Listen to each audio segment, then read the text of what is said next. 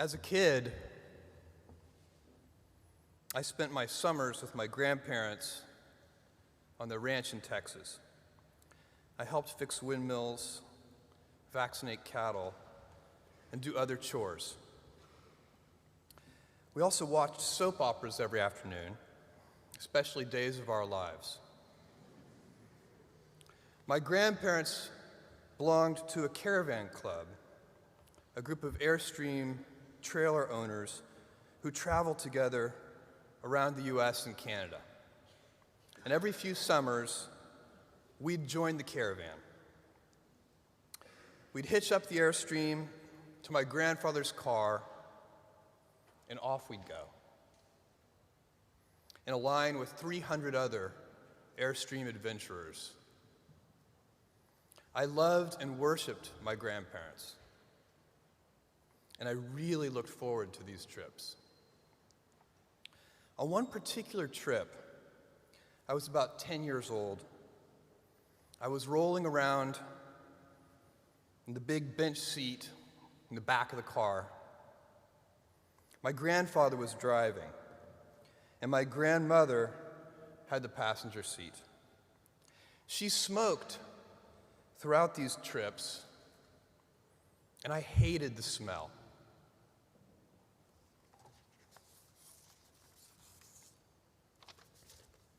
At that age, I'd take any excuse to make estimates and do minor arithmetic. I'd calculate our gas mileage, figure out useless statistics on things like grocery spending. I'd been hearing an ad campaign about smoking. I can't remember the details, but basically the ad said, every puff of a cigarette takes some number of minutes off of your life. I think it might have been 2 minutes per puff. At any rate, I decided to do the math for my grandmother. I estimated the number of cigarettes per day, estimated the number of puffs per cigarette, and so on.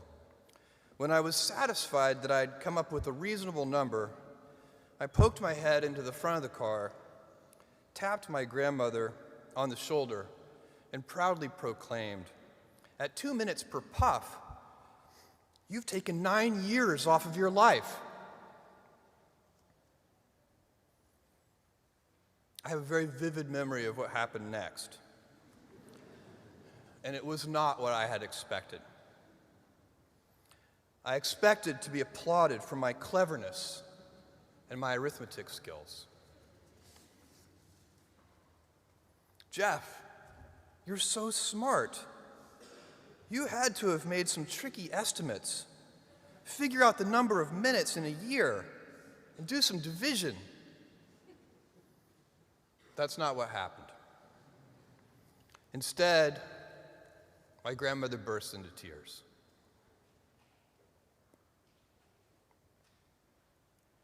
I sat in the back seat, didn't know what to do, while my grandmother was crying.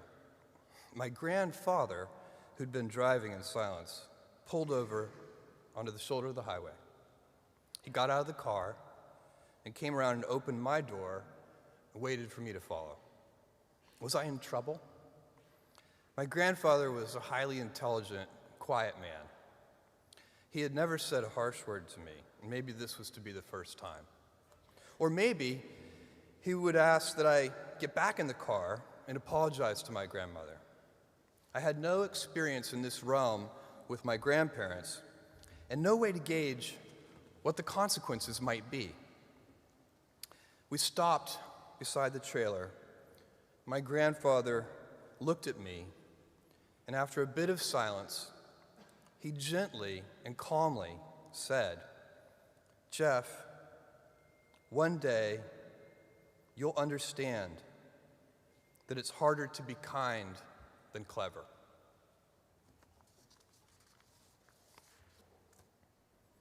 What I want to talk to you about today is the difference between gifts and choices.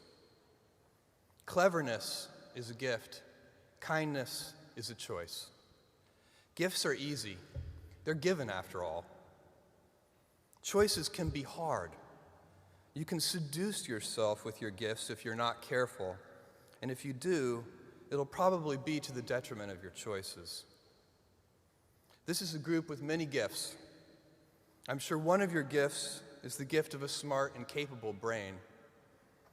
I'm confident that's the case because admission is competitive. And if there weren't some signs that you're clever, the dean of admissions wouldn't have let you in. Your smarts will come in handy because you will travel in a land of marvels. We humans, plodding as we are, will astonish ourselves. We'll invent ways to generate clean energy, and a lot of it. Atom by atom, we'll assemble small machines that can enter cell walls and make repairs. This month comes the extraordinary but inevitable news that we've synthesized life. In the coming years, we'll not only synthesize it, but engineer it to specifications. I believe you'll even see us understand the human brain. Jules Verne, Mark Twain, Galileo, Newton, all the curious from the ages would have wanted to be alive, most of all, right now. As a civilization, we will have so many gifts, just as you as individuals have so many individual gifts as you sit before me. How will you use these gifts? And will you take pride in your gifts or pride in your choices? I got the idea to start Amazon 16 years ago. I came across the fact that web usage was growing at 2,300% per year.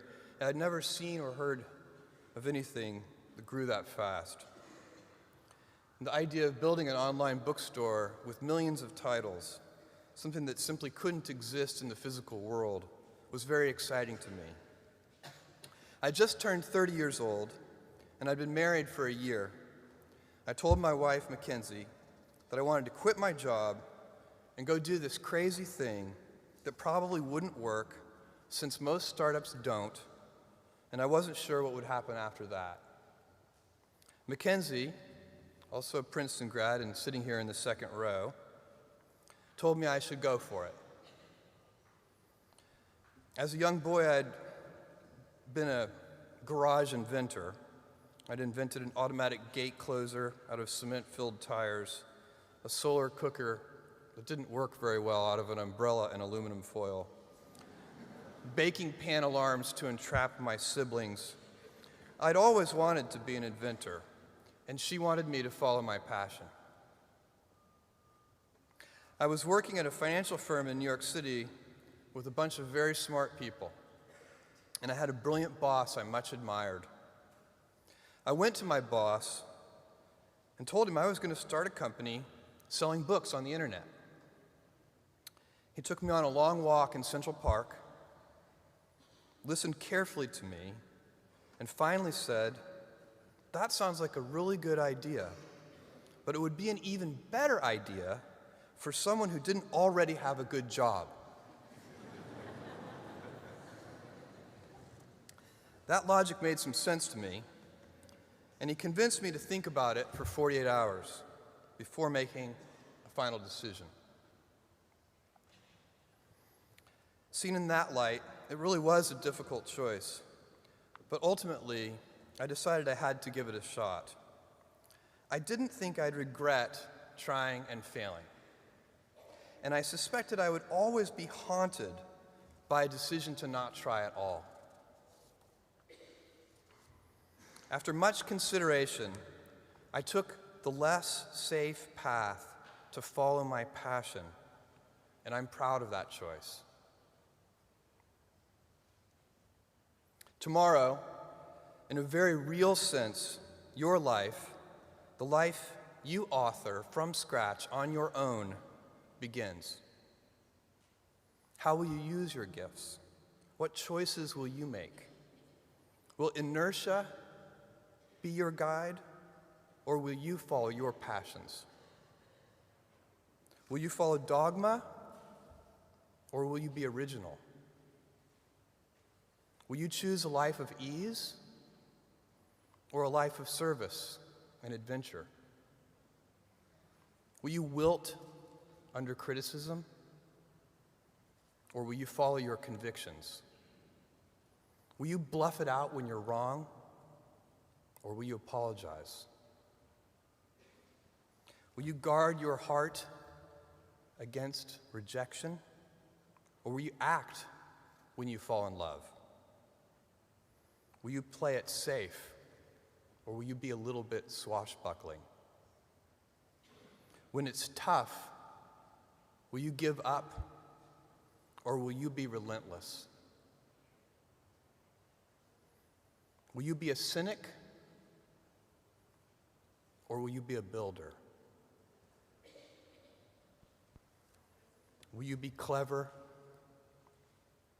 at the expense of others, or will you be kind?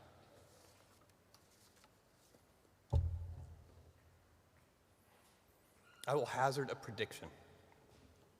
When you are 80 years old, and in a quiet moment of reflection, narrating for only yourself the most personal version of your life story, the telling that will be most compact and meaningful will be the series of choices you have made. In the end, we are our choices. Build yourself a great story. Thank you and good luck.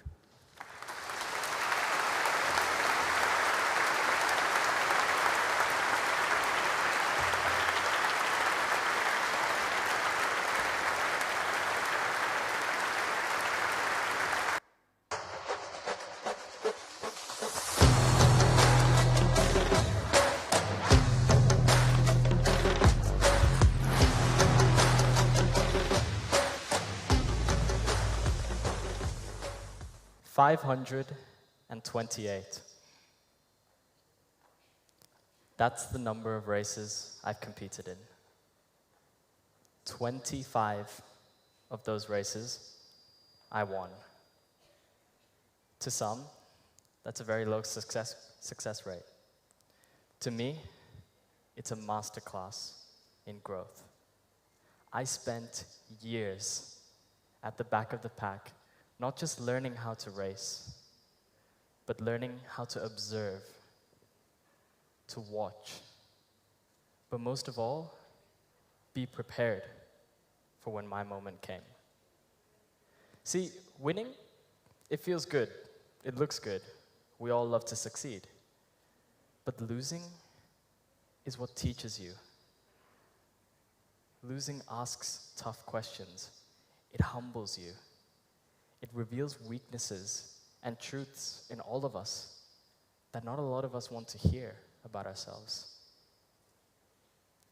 Every season was a big sacrifice for my family, and I'm touched that so many people believe in me today and for the support that I have. But just a few years ago, I couldn't catch a break. Every week, there was something in my way. A blown tire, an engine not starting, finishing nowhere near the top 15, let alone winning. Now, COVID was a tough time for all of us. We can all agree. It was difficult. We all had changes in our lives. For me, in 2021, I moved to Italy part-time to live away from family and pursue my career of racing. Now, I didn't see them for 10 months at the age of 13. I had to learn how to do my own laundry. No more on me to do it. Learn how to cook my own food. And most of all, learn to be alone and away from family, racing week in and week out. Now, I can tell you, at the beginning of that journey, it wasn't easy either. Week after week was loss after loss, setback after setback. I was trying to figure out, how can I win? How can I succeed? How do I believe in myself?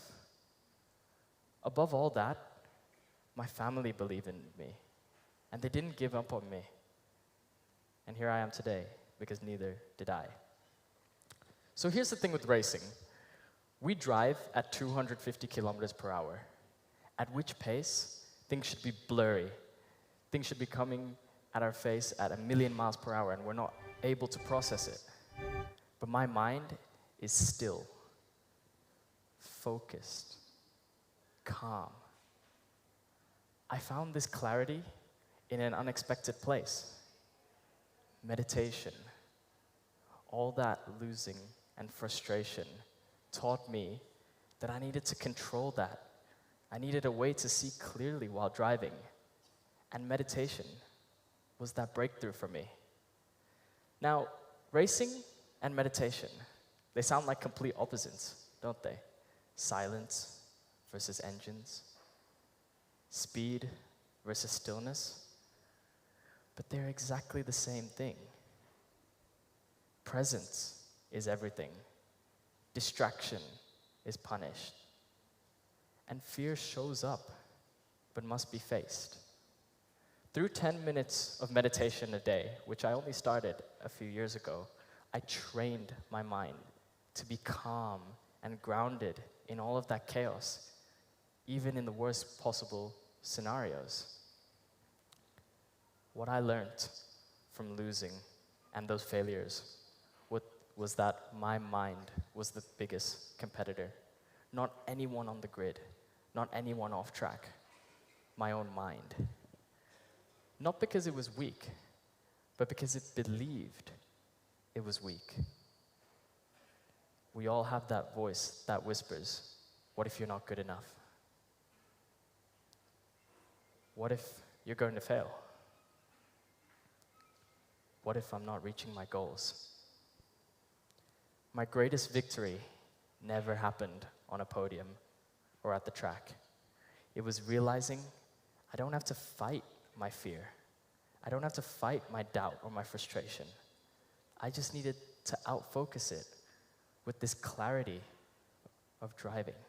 This meditation, this calmness gave me that sense of clarity, and the fears and doubts faded away. I'm here today because of my wins, don't get me wrong.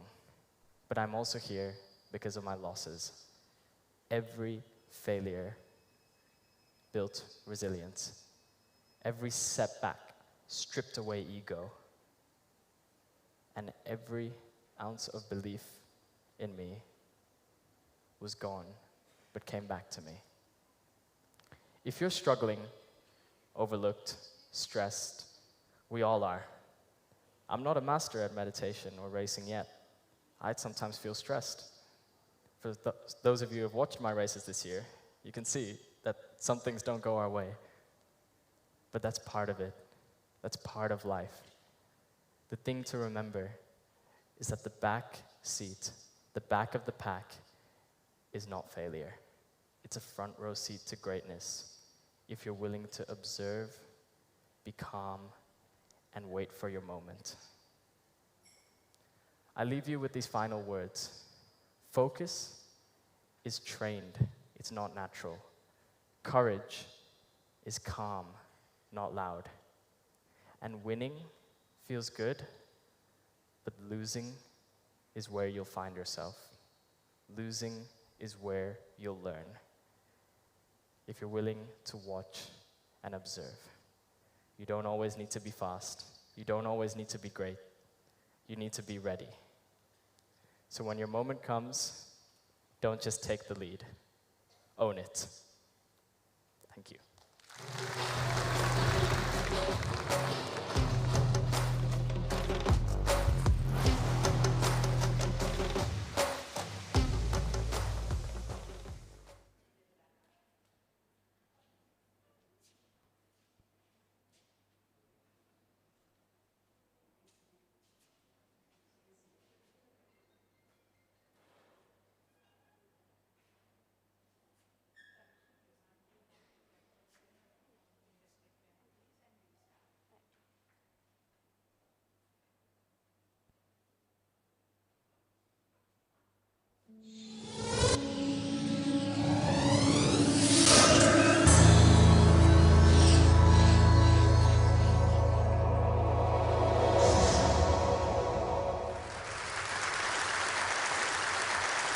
We are losing our listening. We spend roughly 60% of our communication time listening, but we're not very good at it. We retain just 25% of what we hear. Now, not you, not this talk, but that is generally true. Let's define listening as making meaning from sound. It's a mental process, and it's a process of extraction. We use some pretty cool techniques to do this. One of them is pattern recognition. So in a cocktail party like this, if I say, David, Sarah, pay attention, some of you just sat up. We recognize patterns to distinguish noise from signal, and especially our name. Differencing is another technique we use. If I left this pink noise on for more than a couple of minutes, you would literally cease to hear it. We listen to differences, we discount sounds that remain the same. And then there is a whole range of filters. These filters take us from all sound down to what we pay attention to. Most people are entirely unconscious of these filters, but they actually create our reality in a way because they tell us what we're paying attention to right now. I'll give you one example of that. Intention is very important in sound, in listening. When I married my wife, I promised her that I would listen to her every day as if for the first time. Now that's something I fall short of on a daily basis. But it's a great intention to have in a relationship. But that's not all. Sound places us in space and in time. If you close your eyes right now in this room, you're aware of the size of the room from the reverberation and the bouncing of the sound off the surfaces. And you're aware of how many people are around you because of the micro noises you're receiving. And sound places us in time as well, because sound always has time embedded in it.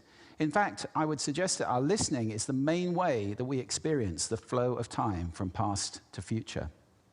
So, sonority is time and meaning, a great quote. I said at the beginning, we're losing our listening. Why did I say that? Well, there are a lot of reasons for this. First of all, we invented ways of recording. First, writing, then audio recording, and now video recording as well. The premium on accurate and careful listening has simply disappeared. Secondly, the world is now so noisy. With this cacophony going on visually and auditorily, it's just hard to listen. It's tiring to listen. Many people take refuge in headphones, but they turn big public spaces like this, shared soundscapes, into millions of tiny little personal sound bubbles. In this scenario, nobody's listening to anybody. We're becoming impatient. We don't want oratory anymore, we want sound bites. And the art of conversation is being replaced, dangerously, I think, by personal broadcasting. I don't know how much listening there is in this conversation, which is sadly very common, especially in the UK. We're becoming desensitized. Our media have to scream at us with these kind of headlines in order to get our attention. And that means it's harder for us to pay attention to the quiet, the subtle, the understated. This is a serious problem that we're losing our listening. This is not trivial, because listening is our access to understanding. Conscious listening always creates understanding, and only without conscious listening can these things happen. A world where we don't listen to each other at all is a very scary place indeed. So I'd like to share with you 5 simple exercises, tools you can take away with you to improve your own conscious listening. Would you like that? Good. The first one is silence. Just 3 minutes a day of silence is a wonderful exercise to reset your ears and to recalibrate so that you can hear the quiet again. If you can't get absolute silence, go for quiet. That's absolutely fine. Second, I call this the mixer. So even if you're in a noisy environment like this, and we all spend a lot of time in places like this, listen in the coffee bar to how many channels of sound can I hear? How many individual channels in that mix am I listening to? You can do it in a beautiful place as well, like a lake. How many birds am I hearing? Where are they? Where are those ripples? It's a great exercise for improving the quality of your listening. Third, this exercise I call savoring, and this is a beautiful exercise. It's about enjoying mundane sounds. This, for example, is my tumble dryer. It's a waltz. 1, 2, 3, 1, 2, 3, 1, 2, 3. I love it. Or just try this one on for size.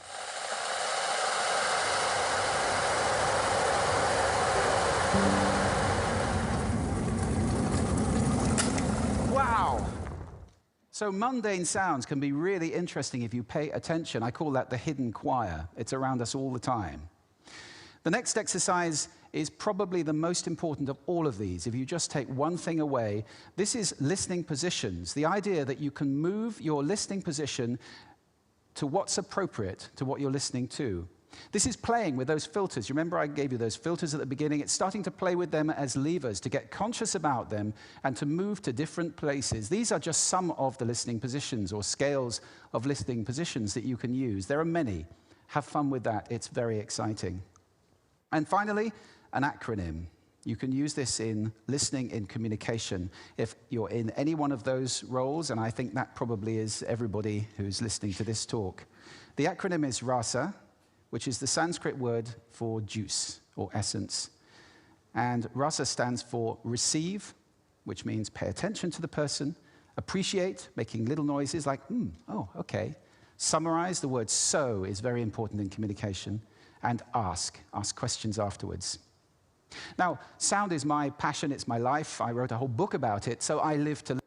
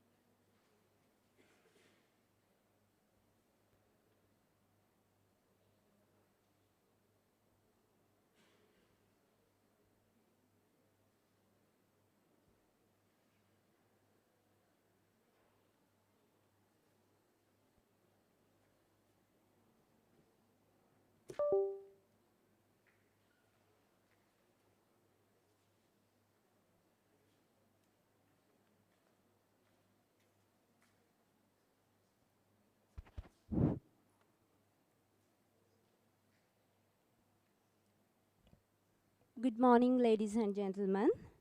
A very warm welcome to the inauguration of 25 Intake 1 Bachelor of Information Technology External Degree Program offered by the Faculty of Information Technology, University of Moratuwa. Today marks the beginning of an exciting and transformative academic journey for our new intake, one filled with learning, discovery, and growth. We are delighted to officially commence the academic activities of yet another intake of Bachelor of Information Technology degree program. I'm Tarshi Kurukula Surya, instructor from Center for Open and Distance Learning, University of Moratuwa, and I'll be your compeer today. To commence today's proceedings, I cordially invite Dr. Buddhika Karunaratne from the Department of Computer Science and Engineering, who is the Deputy Director of Center for Open and Distance Learning of University of Moratuwa, to address the gathering.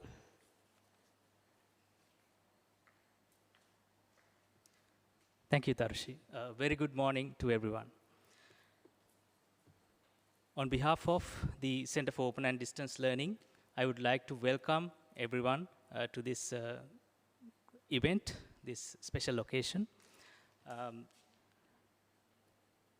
Former Deputy Vice Chancellor, Professor D.P. Chandrasekhara, Director of Center for Open and Distance Learning, Mrs. Vishaka Nanayakara, former Dean, Faculty of Information Technology, Mr. B.H. Sudantha,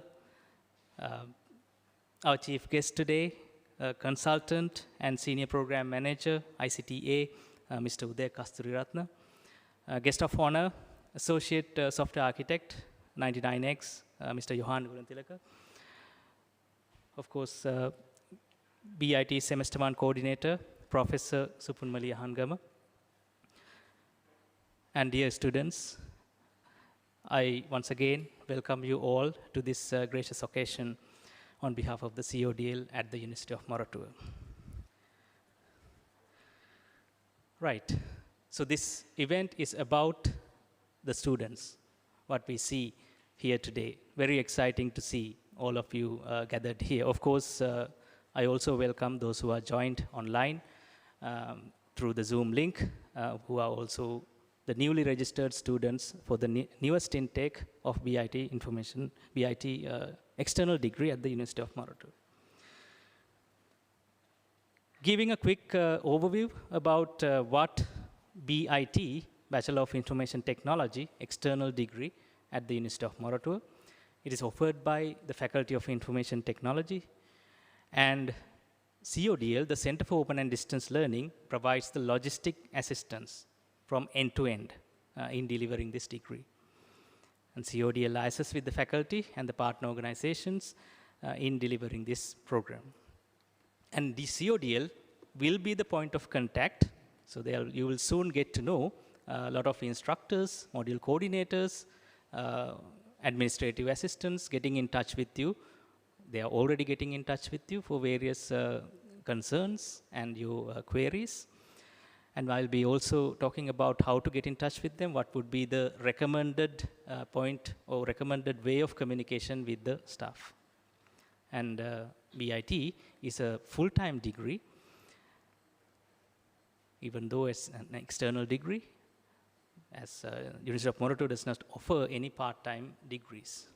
So there'll be lots of talk about the workload, how do you manage the workload, but I will only get a start into that. So starting with what makes a successful online learner. So why do we say that? Because the BIT program, BIT degree, will be offered in the asynchronous mode, distance learning mode throughout.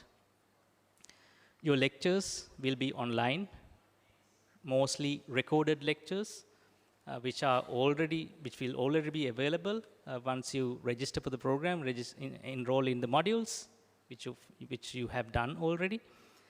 And you have also seen the initial content in those courses on Moodle. So we have already been telling you how important it is to access Moodle, access the learning management platform regularly. So you have to be persistent. Persistence is important. Now onwards, today onwards, as when the semester starts, you have to be very, very regularly engaging in these activities. And of course, as we have been saying, you have to be a good time manager. Time management is very, very important, because this could not be for most, so at least for some of you, this could not be the only thing that you are doing. So this is additional workload for you, additional significant workload. Some of you may be working, some of you may be doing other degrees, other full-time degrees. So it is going to be a challenge. I hope you understand that challenge of managing time, allocating sufficient amount of time for this degree. So that's very important. So we will be giving some tips throughout, especially at the start, how you can manage the time and be an effective learner, effective participant, and eventually a successful completer of this program. Communication skills are very important. I did have a session yesterday in which I emphasized on this as well, along with the AI-related or artificial intelligence-related tools, how you need to improve the communication skills. At the beginning, we understand that you may not be that familiar in learning, in following lectures, reading content in English. We understand that, but it is time for you to improve. It is already time for you to improve. That's what I've been saying last evening as well. So improve your communication skills. There'll be lots of opportunities within the program as well as outside the program. So we'll be trying to educate you on such opportunities, how you can do that. We have lots of recommendations for freely available online content as well. So that will help you get started in improving your communication skills. And of course, your technical skills, that will be gradually improving as you take the modules in this program. So you already have an idea about the curriculum. Please go through it. So you are just starting, but later on, as you progress into the next semesters, more and more technical content will be coming in. And to do that well, to follow those materials well, it's very important that you generate or develop good communication skills, both writing, reading, and also speaking. And you'll be having to do presentations later on, especially when you reach the stages of project. There's a final year project in this program, which starts in semester 5, and then you'll have to articulate problems. You have to speak about the problems and the proposed solutions. So you need to improve those skills, reading and writing and speaking skills as well. So you'll be having to have, I'm sure you are here today because you are motivated, you have a goal. Keep those motivation levels. Do not drop them. Keep those motivation levels throughout the program. That's very important. We want all of you to succeed. We want all of you to successfully complete this program. So that is going to be a challenge, of course. So that's why you need to start immediately. And of course, with the availability of various artificial intelligence or AI-related tools, they'll be good and bad. We'll be discussing about that as well. We'll be having recommendations on those tools, how you can use them. In fact, last evening's sessions was about that. So for those who attended, that would have given you some clue, some information about using those. So all these are some of the things that we could compile, the essential skills and essential guidelines that we can provide in making you successful online learners. And not just that, to do all these things, you need to have a good study environment as well.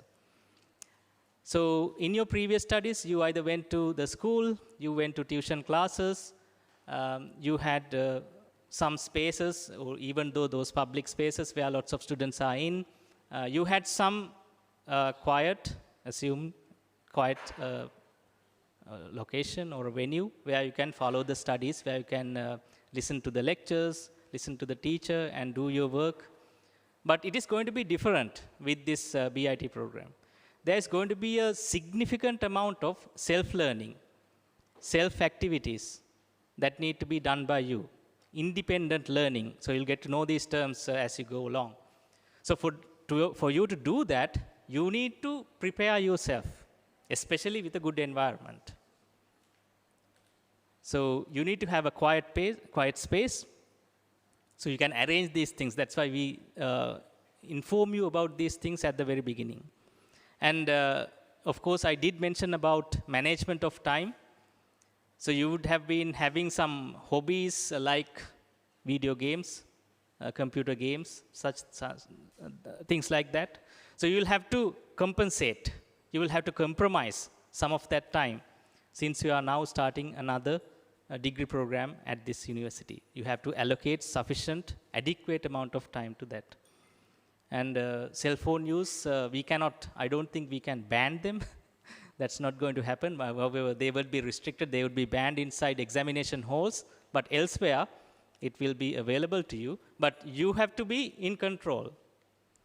You have to be in control. You have to restrict yourself.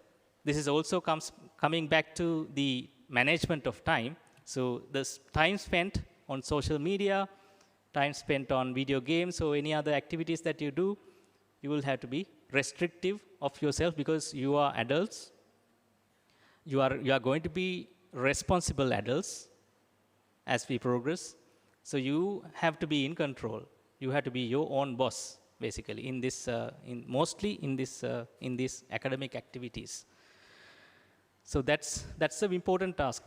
Especially when it comes to, if I come back to the project, that would need lots of individual attention, independent work that you need to do.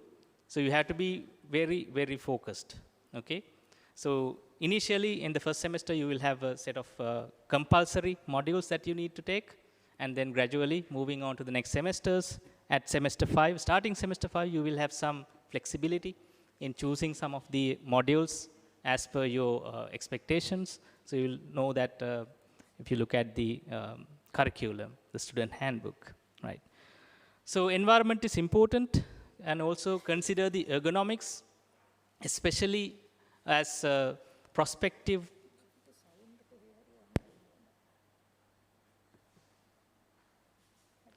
Okay. Okay, right. Sorry that if we had issues in sounds, especially for the online participants. Okay, there'll be a recording which sound will be recorded in that session. So please bear with us on that. So the last point about ergonomics, because I was getting at, so you are going to be prospective professionals, those who are expecting to enter the industry, IT industry especially. You have to consider these factors very seriously as well. So you are going to be starting from the student in your student life, as well as when you move on to the industry as well, in your working spaces. You will have to be seated for a long period of time doing your work. So that automatically kind of happens, but you have to be conscious about that. You have to be conscious about your health as well. That's why we also recommend about ergonomics. Your posture is important. Having a good workplace ergonomics is important. Having a good chair in the right heights, right angles, that is very important. Otherwise, in the long term, you will be having problems even at the student stages. So you have to consider this as well. If you haven't heard about the term ergonomics, Google about it. There'll be lots of content about having good ergonomics especially in your workplace. Good lighting, comfortable seating are parts of that.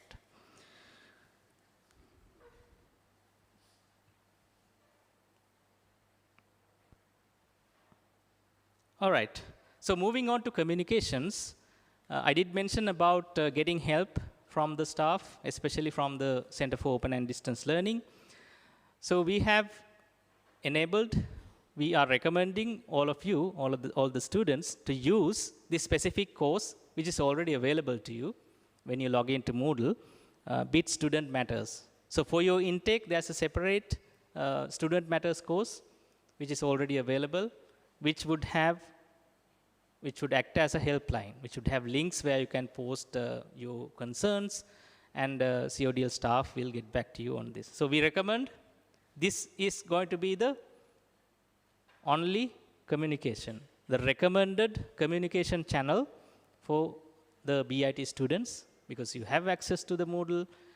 That's where we can access all your information, all your queries, all your questions. So we always recommend that you use this helpline, you use this channel, which is on Moodle, where you can raise your concerns.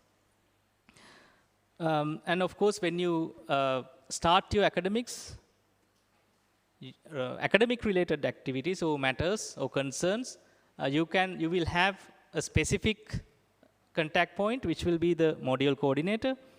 Each module will have a module coordinator, so there will be emails provided. If you look at the course page, individual course page would be having contact details for the module coordinators for that module. So you can use those channels regarding any academic matters, any subject-related matters to all those modules. So these are the communication methods that we recommend. We don't expect you to call. We don't expect you to text. Those channels are not recommended. So avoid those channels. Always use these recommended communication channels which are provided to the students. So that's one of the things I need to emphasize as well. All right.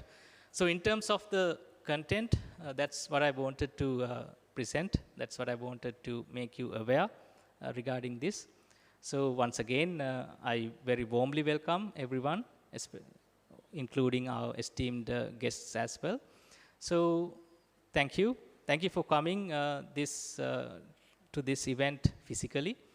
And so there'll be more exciting talks coming up in this lineup. Thank you.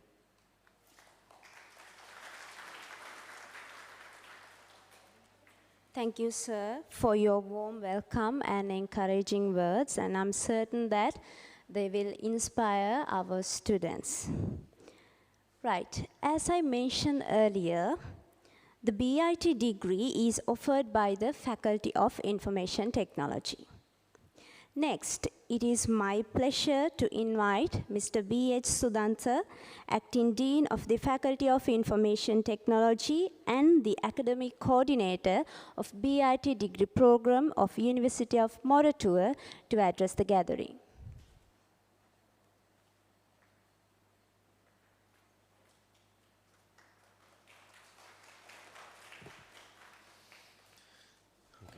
Good morning. Thank you, Darshi. Our former Deputy Vice Chancellor, Professor D.P. Chandrasekhara, Director, Center for Open and Distance Learning, Mrs. Shakana Naikara, and our distinguished guest, Mr. Uday Kasturiratna and Mr. Johan Gunatilaka, and my dear colleagues, and all the staff members of the University of Moratuwa, especially students physically here and joining online to this program. I think today may be that a very happy day of your life. Because that when you come to the school education, it's a 13 years of school education you have spent almost. After that, for your higher education and the other things that you think about, that how to that form your future, how to plan your future, and you have to have that other way of education, and you have to gather some kind of skills and knowledge and everything, and you can plan based on those things. You can plan whatever the future directions you will have. And the traditional way is that doing A-levels and entry into the university, straightforward way. But after that, many of you might not have that chance. Because of that, students are finding the different ways for your future planning. Then when it comes to the IT field, computer science field, a lot of other opportunities are there, with even the government universities, that's a restricted way. But after that, a lot of other private universities and private institutes are there to offer the computer science and IT degrees. But I'm not going to talk about all these things, but you know that why you are here. Okay. I'm not going to mention and all these things reasons, but you know better than me why you have selected University of Moratuwa BIT degree program. The first reason, that whatever the way that you have believed us, because of that responsibilities is on our shoulders. Then we know what our responsibility is. Because of that, we have well-planned curriculum, and talking with the many rounds with the industrial experts and the well-qualified lecture panel, and after that they have carefully designed your course materials and everything there. But actually you are very lucky. I think you may feel that one when you come to the University of Moratuwa premises on your registration day. I think you saw the difference. Once you stepping into the University of Moratuwa environment, I think you felt the difference. We took your thumbprints, and all the registration and enrollments are all these things in the digital way, and stepping into the paperless environment. Not only that, all the course materials and everything you saw when you have the Moodle session, and you saw that how those things are arranged. Without having support from any external people. But if you like that, you can refer whatever the materials available on the web, and when you can contact your colleagues in whatever the way. But if one needs that to follow those things themselves, everything is there. Everything is there, and everything is well planned and all these things. And Dr. Buddhi Karunaratna mentioned, and see that all the module coordinators are there, semester coordinators are there, and the different way of helping people are there. And for the structure for that one, the well-planned structure is there. Why? Because University of Moratuwa always knows that what our responsibility is. Whatever the place University of Moratuwa is there, most probably we are number one. Why? Because we maintain our quality. Quality of the education, that is our main responsibility. Without staying inside the four walls, inside the classroom, and we have widened all these limits to all other people in the country. Okay, we have launched many programs there to support you. Whatever the age range you are in, it doesn't matter. You can come and join with us. University of Moratuwa is here, understanding our responsibility, understanding whatever the national need here. All these things, because of that, we have many ways there. University of Moratuwa is helping all the nation. Okay. Then, stepping into the University of Moratuwa, what is your responsibilities? How can become you a true University of Moratuwa family member? I think that is the important thing you have to understand. And what responsibility we are holding, that is, how can you understand that one? I think your degree program is a 3-year degree program. You have 6 semesters. If you want to become a true University of Moratuwa member, I think finish your degree program without having any further delays within 3 years. Take that one into your mind. What do we expect from you in return? Finish your degree program within 3 years. We are here to support for all these things. And everything is aligned with that. Okay? Then you can go through that one and all these things and you can understand. And not only that, the different other classes are also conducting. And time to time, we are bringing industry experts, you to identify what are the industry trends, what are the industry challenges, and all these things are there. You can refer the previous all other materials and previous all other industry experts came here and delivered certain their experience also. You can refer all these things also. Then why? Because knowledge gathering is one part of your life. But if you are going to earn an IT degree, knowledge gathering is not enough. Okay? You need knowledge. Definitely you need knowledge. You need good grades and other things there. The second thing, you have to build up your skills. That is the most important thing, and industry is expecting you to have that one. Then, day by day, you will learn what type of skill sets we have to do. For example, from today onwards, you have 36 months to complete your degree. When you prepare your CV, when you pass out from the University of Moratuwa, if you have 36 lines in your CV, having 1 month, one project, definitely you will be the person industry is searching. Okay? Have a knowledge, but apply it.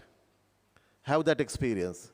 That's what University of Moratuwa is expecting from you. Then if you do that one, you will become a true University of Moratuwa family member. Okay? I wish you all the success, and having that aim, I think you can follow your program. Thank you.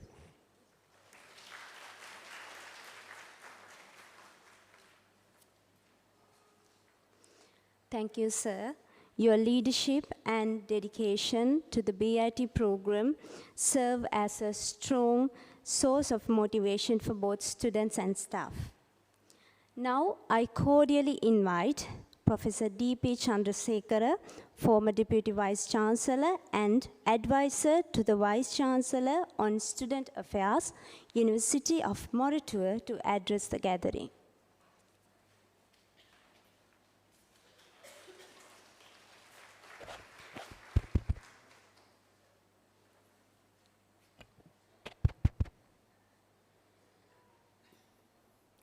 Thank you very much. Good morning. the Deputy Vice Chancellor, Professor Dilip Kadayas, Dean, Faculty of Information Technology, Mr. Sudanta, the Director, CODL, Mrs. Visakana Anayakara, our Chief Guest, Mr. Kasur Ratna, our Guest of Honor, Mr. Gunatilaka, the Deputy Director of the CODL, Mr. Buddhika Karunaratna, Dr. Buddhika Karunaratna, the academic staff members from Faculty of Information Technology, we have Professor Subumali Ahangama here. But more importantly, the students who are joining this program today, there are about, I understand, 200 students here physically and about 800 students joining online. First, I will talk about the University of Moratuwa briefly, then about the program, then probably about your duties and responsibilities. You have made this selection by yourself to come to University of Moratuwa, which is considered the most sought after university in the state sector in technological stream.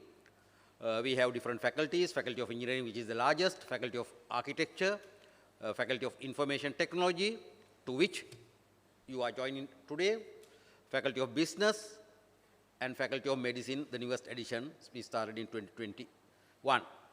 And we also have, so there are 5 faculties delivering undergraduate programs and 1 faculty, Faculty of Graduate Studies, which is involved with research degrees like MSc by research, MPhil, and PhD degrees.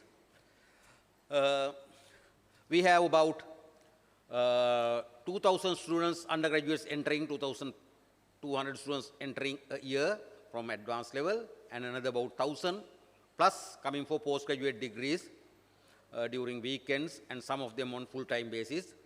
And today you will see most of the postgraduate students who will be coming here to do their postgraduate programs while they are in their employment, continuing their employment. University of Moratuwa has a history of about 50 years. We started in 72, and it has evolved to this level through sheer dedication of staff, academic and non-academic. And also, the students who have joined here have worked very hard, whether internal or joining the open and distance learning mode or postgraduate students. And it has helped us to uplift, elevate the standards of teaching and learning. So you should be happy of joining a institute or a university of that nature. Then, briefly about the CODL program, it was started 20 years before, 2006. And then the very senior academic staff members, including vice chancellors and staff members from different faculties, have thought about this and understood the need to expand opportunities for higher education to students, because in this country advanced level is a very competitive exam, and everybody will not be able to join sometimes because of the results, sometimes because of other circumstances. Sometimes they have other issues, they want to work, they want other things to do, so because of those circumstances, they will not be able to join the internal degree program. So understanding that 20 years before this program was started in a small way, with difficulties, didn't have adequate dedicated academic and non-academic staff, but the faculty of IT came forward, and also the Department of Computer Science and Engineering of the Faculty of Engineering, and the CODL was established under a director, and it grew, and now it has come to this level, which is well established, I must say, and it's on par with the internal degrees. We don't segregate them. And what I would like to highlight here is, especially after 2020, this online or distance learning took a major turn. I'm not going to say quite is good, but one of the things that it improved is online teaching, because 2020 March we had to close the university, and we waited till this is over, till about 3 months, 2020 June, we understood it's going to continue, and we didn't have options. And this idea came, or not idea, this need came to deliver the programs online. And soon the technology was developed, and all the universities in the country started to, whether it's private or public, started to deliver programs. Examinations, YY examinations, end of semester examinations, online.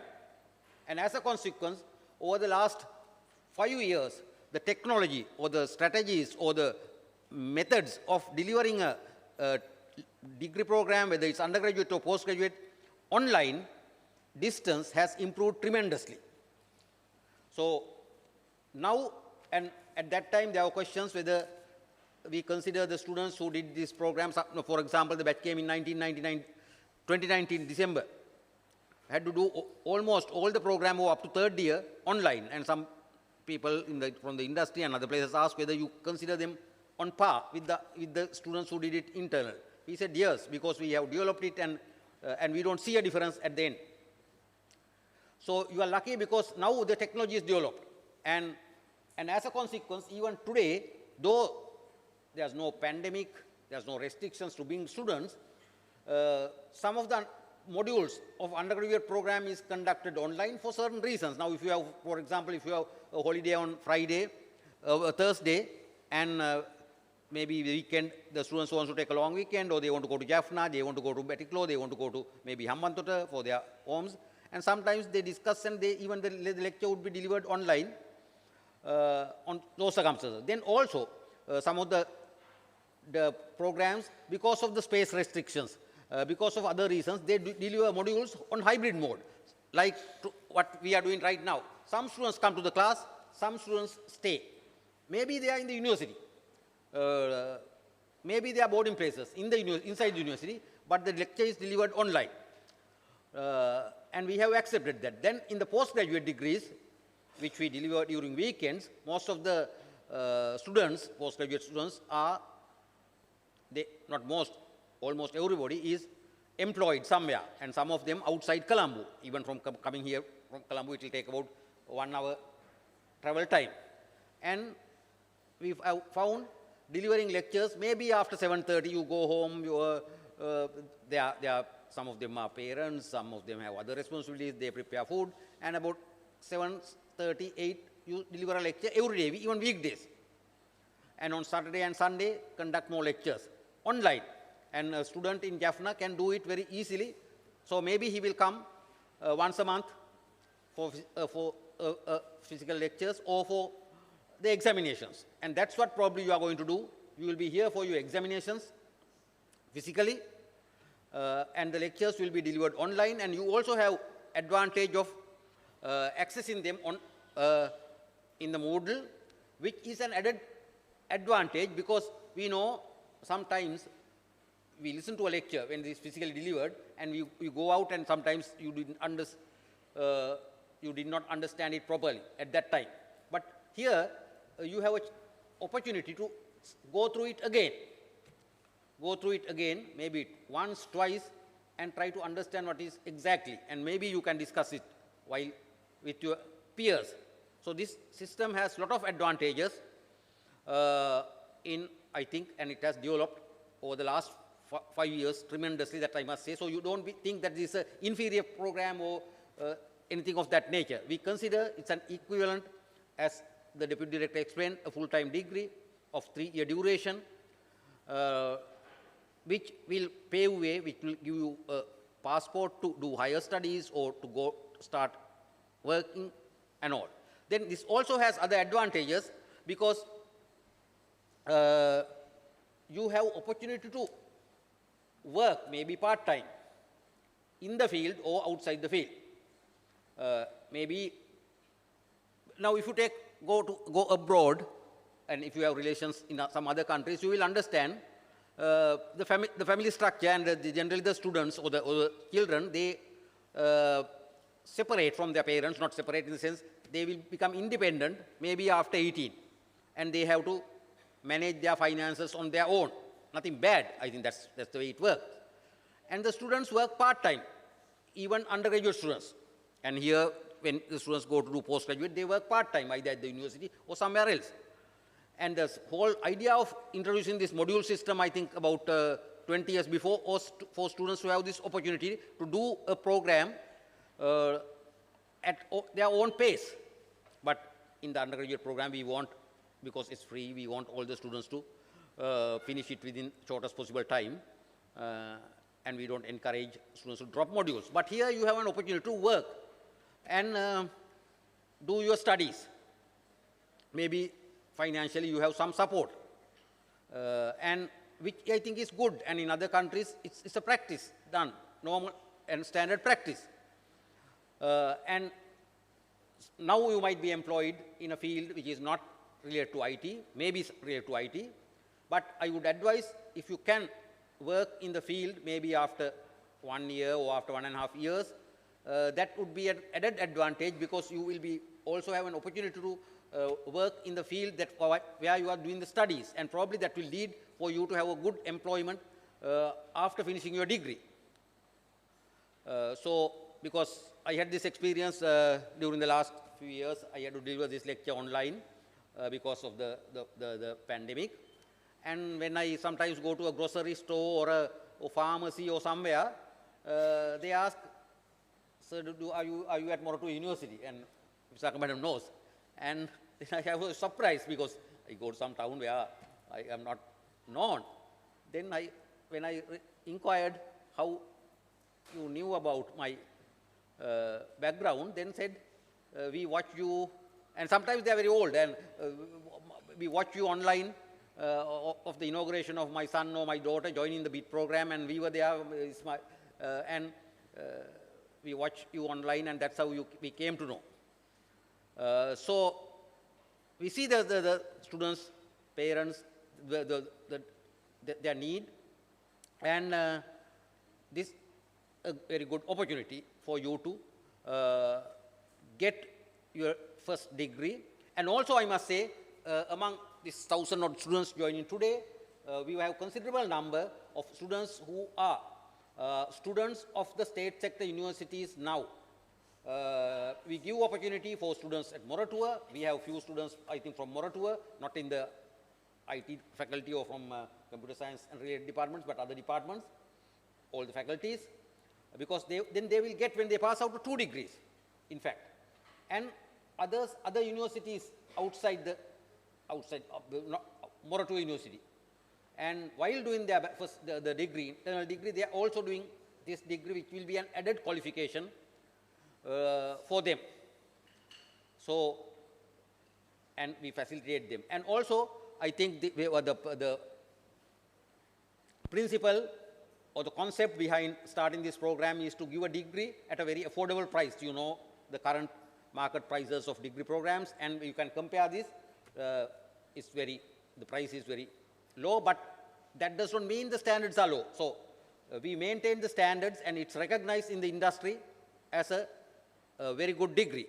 So you should, then your responsibilities, I would like to come to that last part. Your responsibility, as explained, to finish the degree within the shortest possible time, that is 3 years. But you also have an opportunity to get a diploma when you complete your first year. You have an opportunity to get an advanced diploma when you complete your second year, and the degree at the end of the 3rd year. So you can get all 3, which is not allowed in most of the other degrees, like postgraduate degrees, where you have a first year postgraduate diploma and a second year master's. You get either one of them. But here you have opportunity to get 3 qualifications within 3 years, which is a very, very unique achievement. And now we have decided even to have award ceremonies for the diplomas and the advanced diplomas. But we had several convocations for the degree award. So your determination is to do it within the shortest possible time, that is 3 years, but maximum is 6 years, but don't wait till that. We also understand that it's difficult for a student to do academic works while working.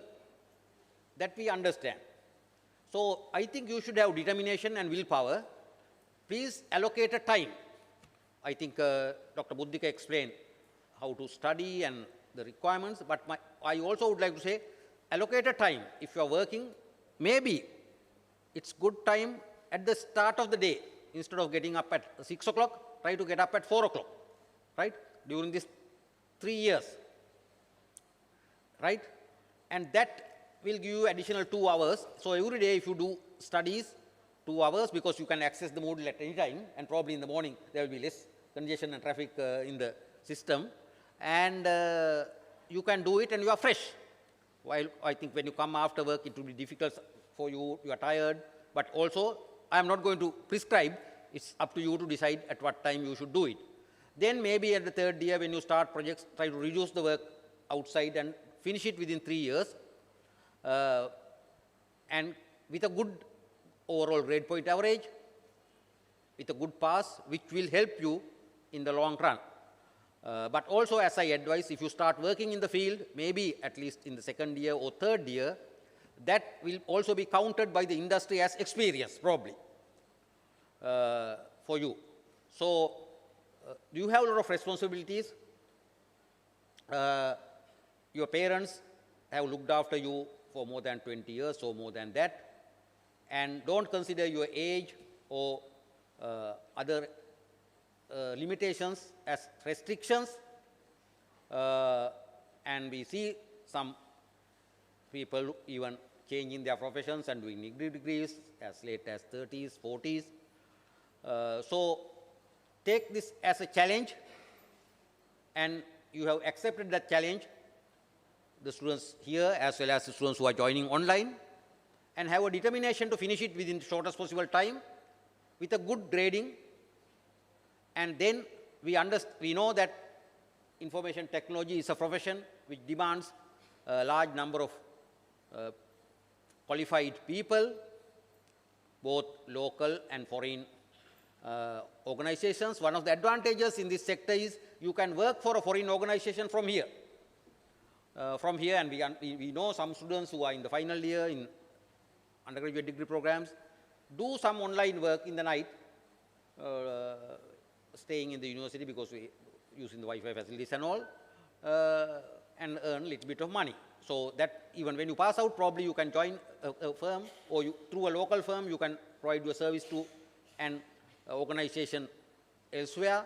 So I think it's a good thing, because you might get a competitive salary, and you will have other opportunities, even staying in the country, or you might have opportunities to go abroad.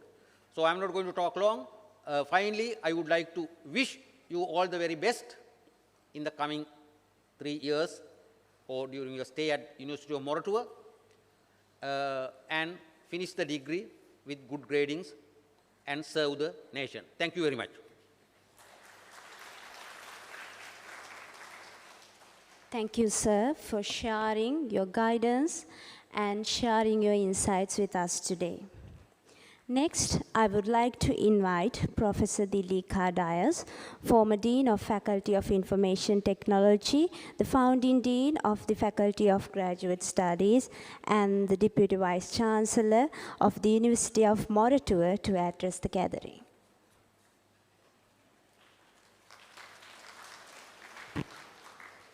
Thank you. Former Deputy Vice Chancellor, Professor Chandrasekhara, Dean Faculty of Information Technology, Deputy Director and Director of the CODL, and distinguished invited guests, and most of all, dear students. Good morning to you all. First of all, congratulations on getting selected to this program, the Bachelor of Information Technology at the University of Moratuwa, and I wish all of you all the very best, all the success in the coming 3 years to complete this degree successfully. So today marks the dawn of a new chapter in your lives. Right, today, as you enter this hall, you join a long and distinguished legacy of leaders, of innovators, of people who have made a lot of contributions in the world, in Sri Lanka as well as all over the world. So I am proud to be a small part of that history. I remember many years ago, I won't tell you how many years, but you can count it in decades. When I first came to the university, I had my inauguration in this very hall. It had the same chairs, the same everything. Everything was the same, so I remember sitting like you, and there were only 230 students in our batch. unlike, you have 1,000 here. So all of us had a lot of hope because we got admission to this very prestigious university, which, as I said before, the top university in technological fields. The University of Moratuwa aims to produce graduates who are readily employable and globally competitive. One of our former vice-chancellors used to say in his public speeches that the University of Moratuwa provides graduates who can hit the ground running. So this was his slogan like. And the picture that I drew in my own mind when he said this was that you have well-trained and skilled soldiers and Air Force people who would jump out of airplanes with their parachutes or jump out of helicopters, low-flying helicopters, and when they hit the ground, they don't fall in a heap and break their bones. Right? They hit the ground running, they run with the same momentum that they had in the plane or the helicopter, and they would run to whatever their target. So this does not happen only in movies or computer games or whatever. That's real life. Well-trained soldiers do that. So we believe that our graduates would be of the same caliber when they pass out. Right? So, and also here, this Vice-Chancellor used to say that we produce world-class graduates. Right? So, why world-class graduates? Because if you look around the world, our graduates are everywhere in the world. If you look at the people who are doing postgraduate studies or who have completed postgraduate studies, they are from very top universities in the world, like Oxford or Cambridge or Stanford or MIT. Wherever you, whatever university you can name, we have our graduates. They do equally well to students from any other part of the world. So that is again something that we are very proud of in our university. So we know we have a long-standing reputation for excellence, particularly in computing and IT. And our university is considered to be the top in these fields in Sri Lanka. And so the university, how does the university ensure this good quality of education and the excellent quality of our graduates? It's because we ensure training without compromise. We provide excellent learning resources, and we provide mentorship from experts. Right, so two things, resources and mentorship, is what we provide, and you might notice that I didn't really say teaching, right? Because in the modern concept of education, it's not really teaching that is the focus, but learning, right? So you have the resources and the mentors, and it is your responsibility that you make maximum use of this and you learn. Right, so it all depends on the initiative, on your own initiative and your own motivation. Right, so I would like to highlight this fact that it's your personal responsibility and initiative that really matters, and commit yourselves to excellence and growth. Right, every day in this program is a chance for you to grow as a person. Right, not only in the academic aspects. Right, a degree is not only the academic part. It's not just about learning, but it's about building resilience. Resilience is how you handle changes, right? Maybe good changes, bad changes, how you face these changes, and critical thinking, and building the ability for lifelong learning. So all these three things are very necessary in your future when you graduate and when you go out to work. Because when I was a student, I was told that the half-life of knowledge was something like 10 years. Right? I don't remember the exact number, but it was something like that. So it was kind of a scary thing. Because what the half-life means is that in 10 years' time, half of what you learned will be obsolete. So you must replace that with new knowledge. So that was many years ago, but now I find that the half-life of knowledge is 2 to 3 years. Right? So in 2 to 3 years, what you learn will be obsolete. right? So that might sound very scary for you, right? That's why you need to build resilience, to build the ability to learn by yourself, right? Because then whatever the changes that happen, you will be able to learn them, the new technologies that come and the new theories or the new whatever that comes, you will be able to keep up with those if you develop the skill for lifelong learning, right? And resilience, you should not be scared of change. Technologies will change, and today it's, even though we say it's 2 to 3 years, I'm not sure, right? The things are changing so fast, we cannot really predict what might come up tomorrow or the day after or next year, right? So you must be ready to face this challenge of changing knowledge, advancing knowledge. So challenge yourselves daily and learn how to learn, right? But of course, you need to know the fundamentals. As long as you know the fundamentals and you know how to learn by yourself, then you are safe whatever the changes that happen. So a whole world of opportunity awaits you here, and dive in and embrace those opportunities. So with my own eyes, I have seen over the last many years the amazing changes that the University of Moratuwa has done to students. Right? This is irrespective of where they come from. It may be from the most rural part of the island, or it may be from Colombo 7. Right? They all have I have seen the amazing changes that they that has happened to them in the university, and also when they graduate, the opportunities that they have. Sometimes not one, but several opportunities that they wouldn't have dreamed of 4 years ago. Right? Their parents would never have dreamed of those possibilities in their lifetime, right? So that's the kind of the nature of opportunities that will await you. So to conclude, right? You are not just students, right? You are the future. So congratulations again on starting this BIT program, and I wish you all success and hope you all of you complete that in 3 years. Thank you.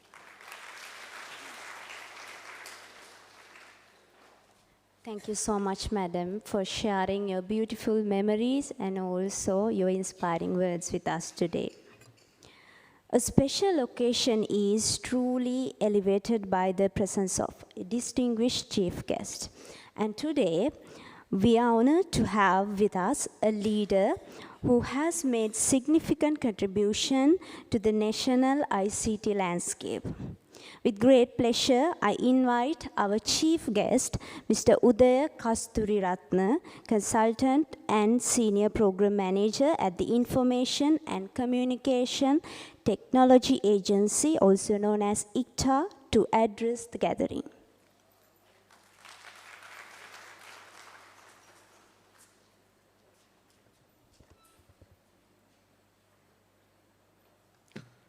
Good morning. Deputy Vice Chancellor, Professor Dili Kadayas, Professor D.P. Chandrasekhara, former Deputy Vice Chancellor, and the advisor to the Vice Chancellor on Student Affairs of the University. Professor Sudanta, the former Dean, Faculty of IT. Ms. Vishaka Nanakara, Director, CODL. Professor Supumali Ahangama, Coordinator of the BIT semester. And Mr. Johan Gunathilaka from 99X Technologies, and other officers of the University of Moratuwa, and my dear students. Very good morning to you all, students. You are here in one of the key landmark of your career. So in front of the fresh undergraduates, I memorized a couple of very recent incidents that I had faced, in fact, in this same month, early January. I had happened to be at Royal College, one of the leading schools in Sri Lanka, in supporting the school to get some facilities to make their student payments. At schools, you all know, there's a school facility payment. The Royal College is a large, having a large school student population, over 8,500 students, if I am not mistaken. So it's an administrative difficulty for them to handle receiving the payments. So I was there in supporting them to improve the process. And the second incident is I have been involved with a couple of few universities with regard to internships. In both occasions, I got the opportunity to have some contacts directly with the students at the school and students at higher education institutions, which some are state-owned universities and rest the private universities. It's a kind of surprise for me. The students were having some concerns, some critical concerns, that they are thinking of the IT field is saturated. There is no demand in the IT field. And following whatever IT-related degree program will not provide employment for them. So believe me, this are true stories at a leading school and few universities.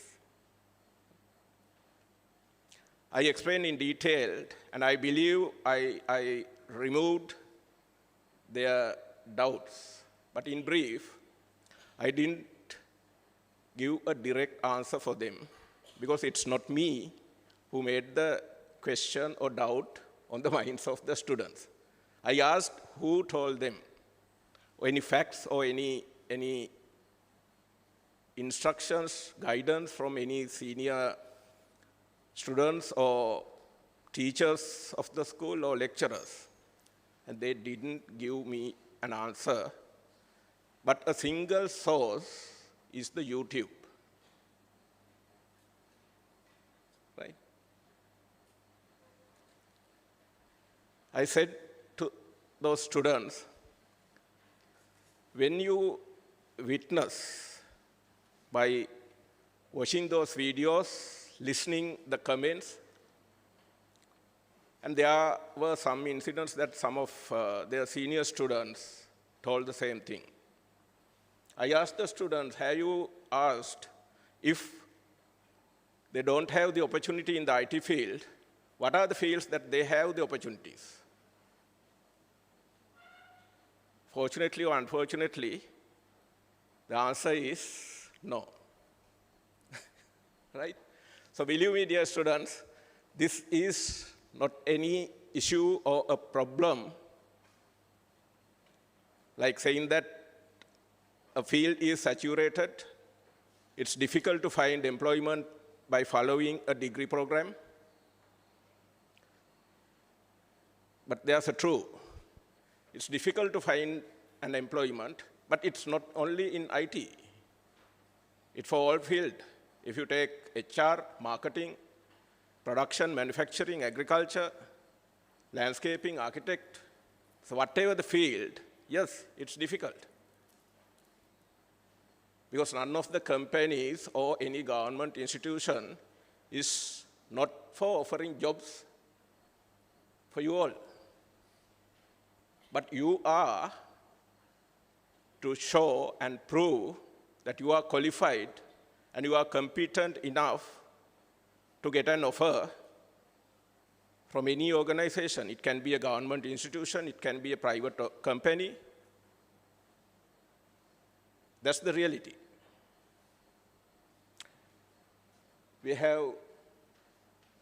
chief technical architect from one of the leading IT company in Sri Lanka, which provides state-of-the-art solutions to the world. And he is a product of, I believe, UOM, University of Moratuwa. Okay. Right? So it's your own responsibility to understand the situation and be competent, having the enough and required skills to capable to get the opportunity in the vast industry. Right? So starting from that,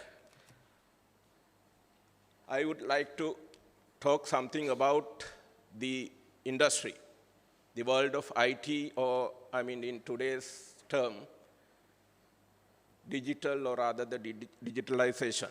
Because I'm not going to talk about how you learn, how the teaching process is all about, because it's well said by the academics of the University of Moratuwa.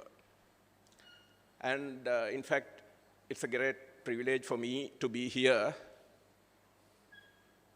as a product of the University of Moratuwa.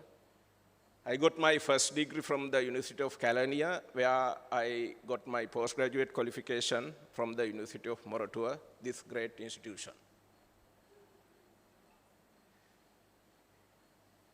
So if I go back to my childhood, IT is almost nowhere. In my time, and in fact, the professors, deans, and even Vishaka madam, we all have the same experience. In our world, a computer is a kind of magic. At my school time, I had my very first experience in computer. We had the Sinclair keyboard, and this monitor is nowhere around. I worked with a TV display unit. And there was a schedule which per week I haven't tried with computer lab more than half an hour. That's the infrastructure, that's the education available for the students at my school time. And the environment, or rather the industry, most of the operations of organizations can be in government organizations and even the private sector organizations. A lot of manual physical operations were there. In banks, I can remember my parents went to the bank early in the morning, and they go to the counter, describe the requirement. Even in case of withdrawing their own money, they just went to the counter, fill a form, and seated somewhere back in the office till the counter officer called them by the name. Right? So it's over 1 hour that they had happened to wait at the bank to make it happen. So what happened at the counter, once we submit the form, the officer there at the counter will calculate the interest based on the last time the passbook has updated. So it's manual process. So it's just one single example, but it has been the same for at many different organizations and many different operations. And then maybe around 80s and 90s, it has changed. I can remember probably in late 80s and 90s, in the same industry, banking, the ATMs came, right? So now, today, you can withdraw whatever the amount of money, but up to 100,000, at any ATM location, timeless. While you are going from home to office, or anywhere, so depending on your requirement, you need not to go or visit a bank branch, but through your way from one place to the other, you can fulfill your requirement. And beyond that, You can do transactions online, which saves time, improves accuracy. And maybe since you are here as the registered student of BIT program at University of Moratuwa, you might have made your first installment for the course. And majority of the students may have paid via online, right? So that is the industry where we are, those are the facilities that we are benefiting. And it is evolving. A lot of systems coming, a lot of requirements, right? So I think you can be proud about. You have chosen a correct and most demanding field in the world, IT. Right? So just one another thing, if I am to talk about the current programs of the country, the government's program lies on 3 pillars: digital economy, clean Sri Lanka, and poverty alleviation. And those 3 are interrelated. If you take the digital economy, I hope you all are quite familiar with the economy. And we live and we are part of the economy. So digital economy is use many different digital aspects: computers, mobile phones, networking, and many other things to accommodate or fulfill economic activities. That is simply the digital economy. And towards a digital economy, probably in 2030, as per the expected programs and visions of the government, so I can firmly tell you, as a senior officer of the ICTA, which is the apex body in supporting the government in implementing digital and IT-related solutions, and even the policies and laws. So the government is ready to establish the necessary infrastructure, that is the networking and the connectivity, hosting facilities, cloud, and beyond that, the digital public infrastructure. For you to get an understanding, if I am to make some naming solutions, one key solution is Sri Lanka unique digital identity. Right? The identity was what you know and what you had in the past. But we had experienced, and you might have experienced, many difficulties or issues with those identities.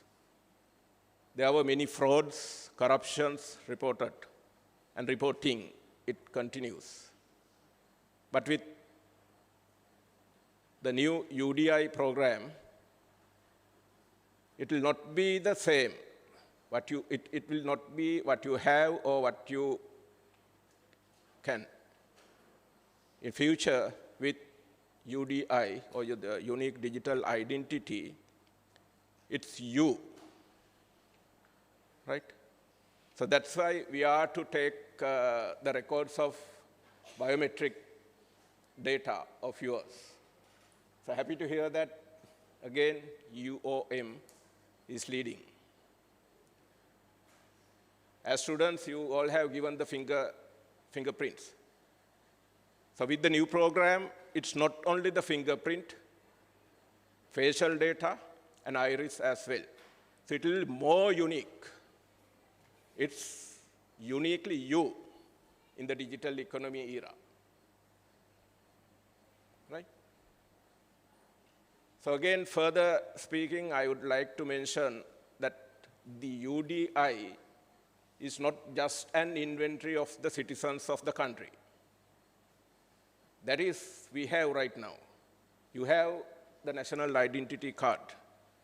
The UDI system will not have only the records of the citizens with unique digital identity, but it provides more advanced facilities in validating, authenticating, and supporting many different services throughout the economy, covering the entire economy. Right? In supporting the digital identity program, we'll have national data exchange, which contents of many multiple data representing multiple sectors of the country: education, agriculture, health, manufacturing, finance. All data will be there in centralized database systems, which allows the industry, academia, and you all, the citizens, to get the benefit out of centrally stored data. How you could benefit out of those? In today's world, you, your parents, bring all lot of documents in fulfilling multiple tasks. Maybe when you are registering at the university, you bring your birth certificates, educational certificates, and in some cases, your parents' birth certificates, marriage certificates, and many other documents. So all those hanging documents, going here and there with multiple documents, will be eliminated in such a situation where we have the UDI system and NDX solutions. And the payments will be immediately digitalized. So it will be a paperless, cashless, and presence-less situation. So that is the vision of the government. And to do so, provide such an infrastructure connecting all or majority of the government institutions, providing a centralized hosting infrastructure, and having the digital public infrastructure, as I mentioned, the unique digital identity, national data exchange, digital payment, and many, many other solutions. We need people. We need competent people with a lot of skills, multiple skills. Right? So then how can the young undergraduates or the students who just completed their A-levels think about the IT field is saturated or there are no job opportunities for the IT qualified people? Wrong information, right? So we are in the digital world. A lot of opinions are there on social media, YouTube, and many other. Listen, but listen carefully. Right? So with the government having such a plan, a development plan through digitalization, it's a massive opportunity for the IT qualified people. So you need to be qualified, see the opportunity, see the future.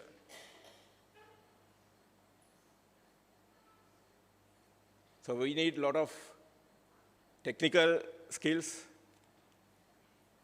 solution architects, systems architect, tech lead, software engineers, quality assurance, project managers, business analysts.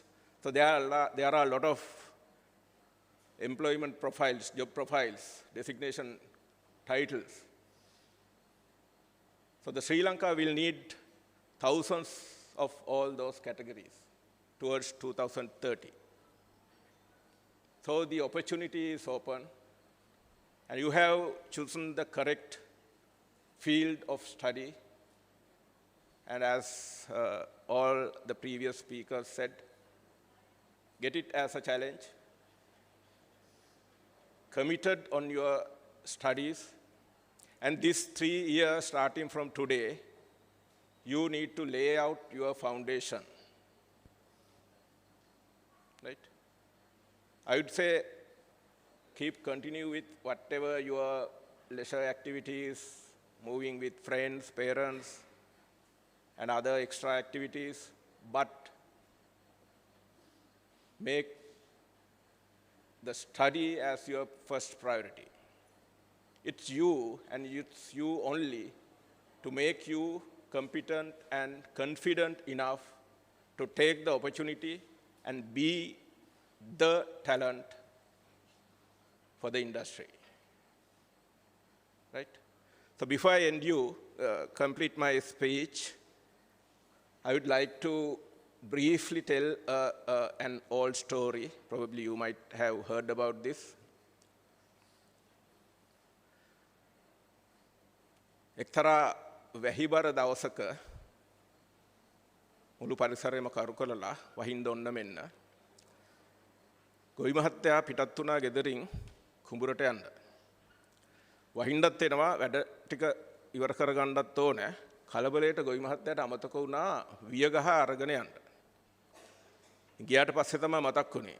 ඉතින් ආපහු යන්නත් බෑ වැඩ කොටක් තියෙනවා. පුළුවන් දෙයක් කරගෙන හිටියා. වැහිබර දවසක් නිසා හොඳටම වැස්සා. මොරසූරන වැස්ස. මොරසූරන වැස්ස කියන්නේ අපිට බොහොම මතකයි මේ මාස කීපයකට කලින් දිත්වා සුලිකුණාටුවත් එක්ක ඇති වෙච්ච වැහිබර තත්ත්වය.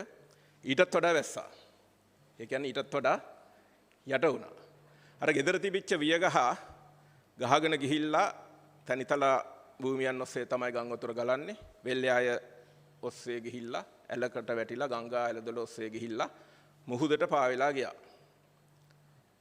දිත්වා කුණාටුවෙන් පස්සේ ගම් වතුර තත්ත්වය සමනය වුණා වගේම එදාට පහුවදා හෝ වැසි තත්ත්වය සමනය වීමත් එක්ක මේ වියගහ මහ මුහුදට ගහගෙන ගිහිල්ලා පාවි තියෙනවා.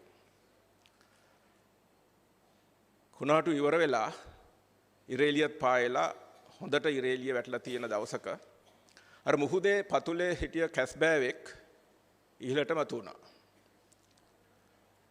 වියගහත් පාවි තියෙනවා. කැස්බෑවත් උඩට ඇවිල්ලා කැස්බෑව පීනන්න දන්නවා. පීන ඉන්නවා. කන කැස්බෑවෙක්. ටික වෙලාවක් යනකොට කැස්බෑවට මේ වියගහ ඇඟේ ගැටුණා. කැරකි බැලුවා කැස්බෑවා. කන කැස්බෑවෙක් නිසා එක ඇහැයි පේන්නේ. මේ තනි ඇහැට අර වියගහේ තියෙනවා චූටි සුදුරක්. මං හිතනවා ඔයගොල්ලෝ වියගහ දැකලා ඇති කියලා. ගොවිතැනේදී පාවිච්චි කරන උපකරණයක්. මේ කන කැස්බෑව තනි ඇහැක් විතරක් පේන තනි කැස්බෑවා අර වියගහේ තියෙන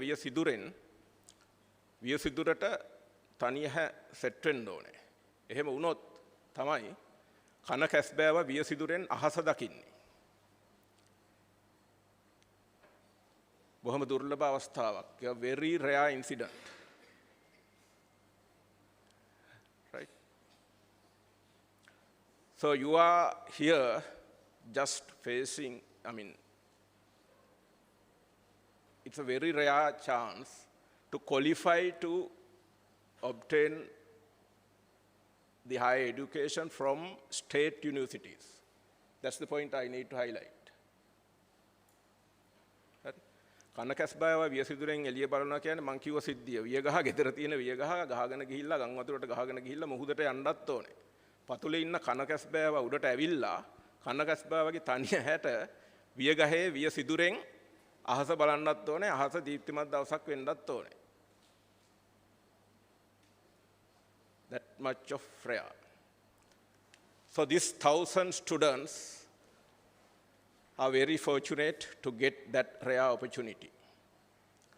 දැන් හිතන්න එපා අර ගොවියට මොකද උනේ ගොවියා මැරුණාද ජනාධිපතිතුමා ගිහිල්ලා පවුලේ දුක සැප විමසුවාද කියලා. Just concentrate on the Casbah and the sky. Sky is the limit. Right? Just concentrate on the vast sky and be qualified, be competent and get ready for the industry. So today, on this very first day of your career landmark, so I would like to add some essence to Dr. Buddhika and Professor, you said about the success. You asked to work on their success. My definition of success is not to complete the BIT program within 3 years, but be ready to be absorbed by the industry. That is the success. So with that, I'll conclude my wordings. And congratulations in selecting to follow the BIT program at the University of Moratuwa, and wish you all the best to be successful as per my definition. Thank you very much.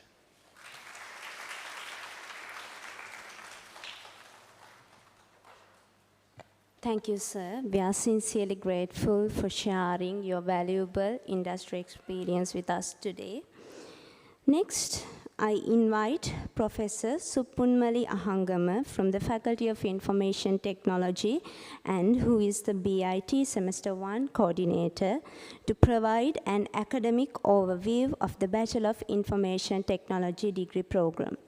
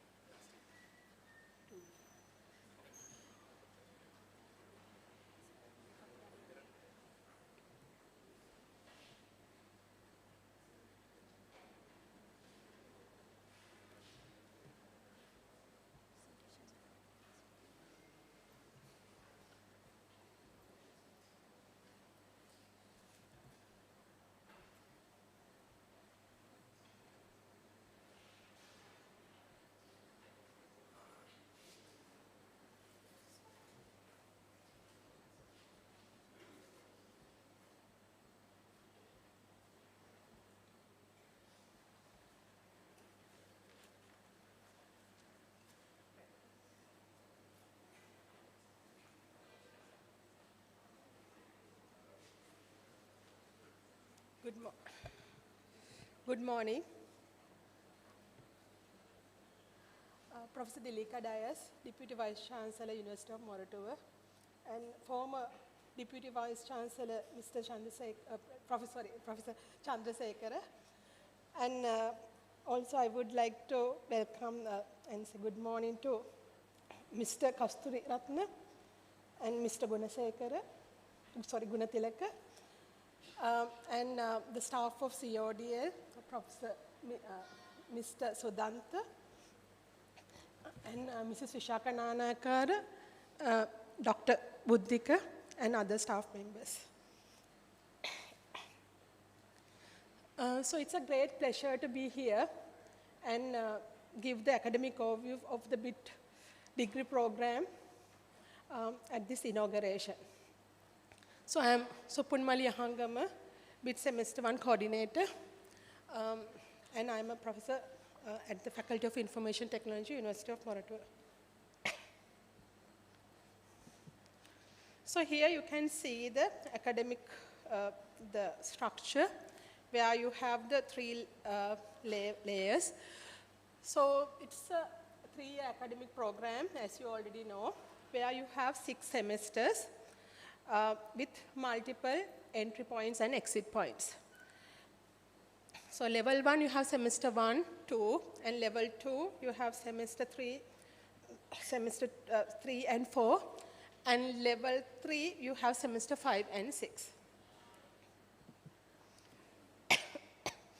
So at the commencement of each academic year, students are required to register for the academic year as per the university guidelines.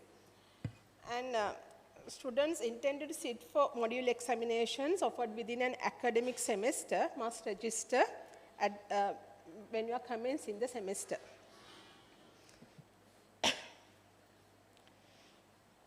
So when you consider about the module registration and exam registration, you have to do it at the beginning, and if you have not done the academic registration, then it is considered we will not be allowed to do the registration.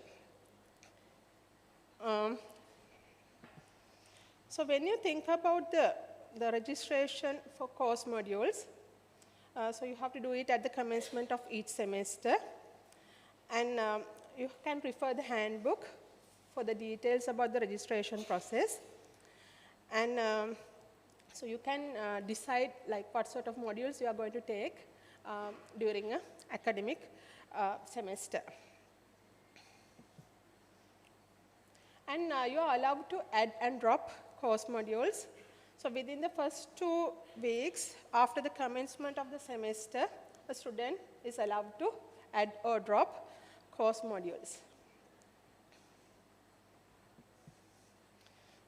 Then you have compulsory and elective course modules. Compulsory modules you must do, and you have elective modules that you can decide and you can take them. So that would be allowed in the level 3, that is in semester 5 and 6.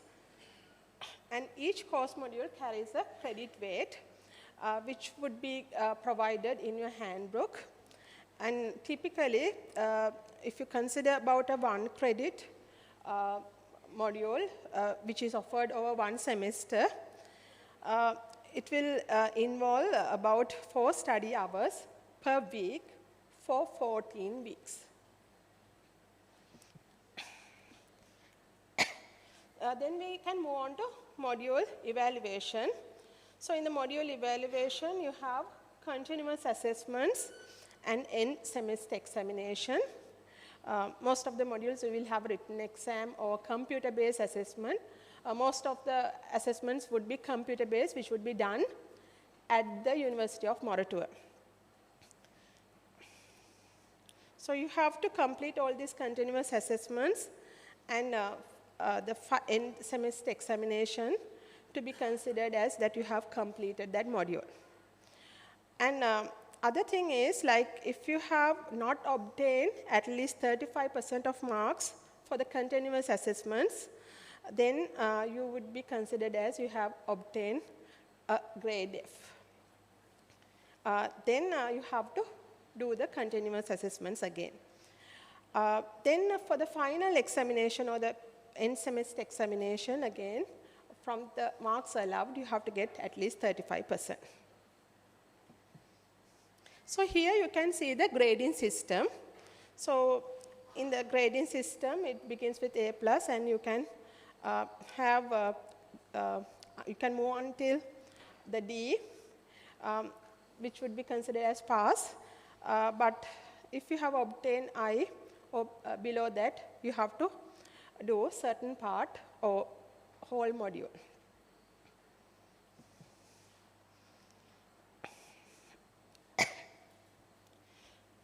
So when you think about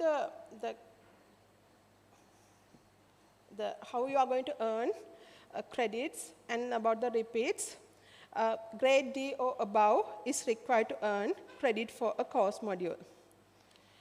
Then by repeating only the end semester examination, the grades I, D, or C minus can be improved up to a C grade, and it would be considered for the semester GPA calculation. A student satisfying continuous assessments requirement and failing the end semester examination will be getting grade I. Then a student receiving a grade F must repeat both continuous assessments and end semester components. And you may be getting grade T if you have passed the continuous assessment, but you are absent to the final examination. So here in this table, you can see how the repeating course modules and examinations happen. So if you have done the module registration and if you have not completed the continuous assessments, that means you are not eligible to sit for the final exam. That means you get grade F, you have to repeat the continuous assessment, and you have to do the final exam. And the maximum grade would be C. Then if you have done the module registration, but if you have failed, again, you are not eligible, and you will get the grade F, and you have to repeat the C and the final examination. Maximum grade would be C. If you consider about the other scenario, third scenario, you do the module registration, you pass the continuous assessment. That means you are eligible to sit for the final exam. And if you have not completed final exam, that means absent, you get T. Then you only have to do the final exam. And you will be considered as a first attempt candidate. The fourth scenario, you have done the module registration, passed the continuous assessment, but if you have failed the final exam, you will get the grade I. You will be considered as a repeat candidate. You need to do only the final exam, and you will get a maximum grade C. Then the last option, you can do the deregistration. So if you do it properly, first attempt candidate, and you have to do C and final exam if you are going to do it again in the next attempt. So here you can see the semester GPA calculation. I will not provide details of this. You can see that in the handbook. You can go through and see how this is calculated. Then award of classes. So first thing is you have to complete the entire graduation requirements within 4 years. And based on level 3 GPA, you will be offered the classes. As you can see in the table, the first class, second class upper division, second class lower division, and pass would be offered to you based on your level 3 GPA. And Dean's List, a student who obtains a semester grade point average of 3.8 or higher and has completed a minimum of 12 GPA credits on a letter graded basis during the semester considered and has not obtained IOF grades for any module, whether GPA or non-GPA, and have no disciplinary action, will be in the Dean's List. And this would be noted on your transcript. So the maximum allowed period of study, student commencing his registration from level 1 will be qualified for the offer of diploma, higher diploma, or Bachelor of Information Technology degree if you have completed all the requirements within 6 consecutive academic years. Even though it is mentioned 6 years, I hope, as mentioned by the distinguished guests, that you will be able to successfully complete it much more earlier than that. Then the academic program, which you can see in the handbook. So you can see level 1, semester 1, and semester 2. For the level 1, you will have compulsory modules, 30 credits. Again, in level 2, you have compulsory modules, 30 credits. Along with that, you have 3 non-GPA modules. 3 credits non-GPA module. Then you can see level 3 where you have some compulsory modules and more elective modules that you can select. So again, you need to cover 30 credits in level 3. So here you can see the proposed elective basket. This is only a guide that is given to you, where you can select the baskets or the streams. So here you can see 6 streams available. According to the stream or the basket, you can decide what are the modules that you are going to take. So these are optional subjects, elective subjects. Other than that, you have to complete the compulsory modules.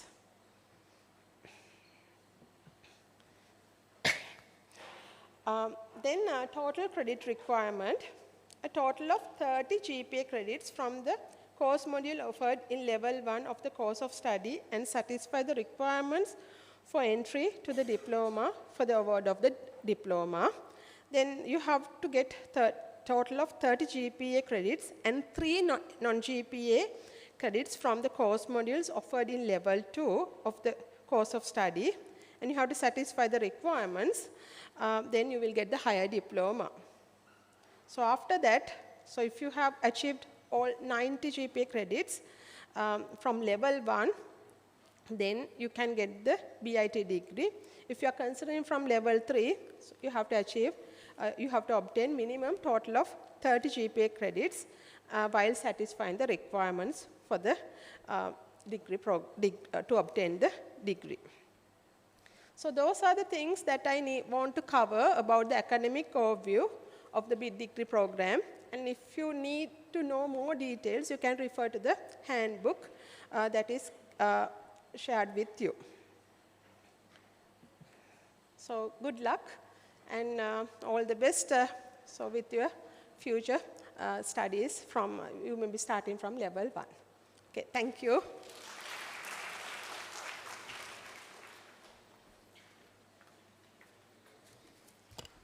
Thank you very much, Madam, for your clear and comprehensive overview. It is now my great pleasure to introduce our guest of honor with strong expertise in software architecture and extensive industry experience. I cordially invite Mr. Johan Gunathilaka, Associate Technical Architect at 99X Technology, to address the gathering.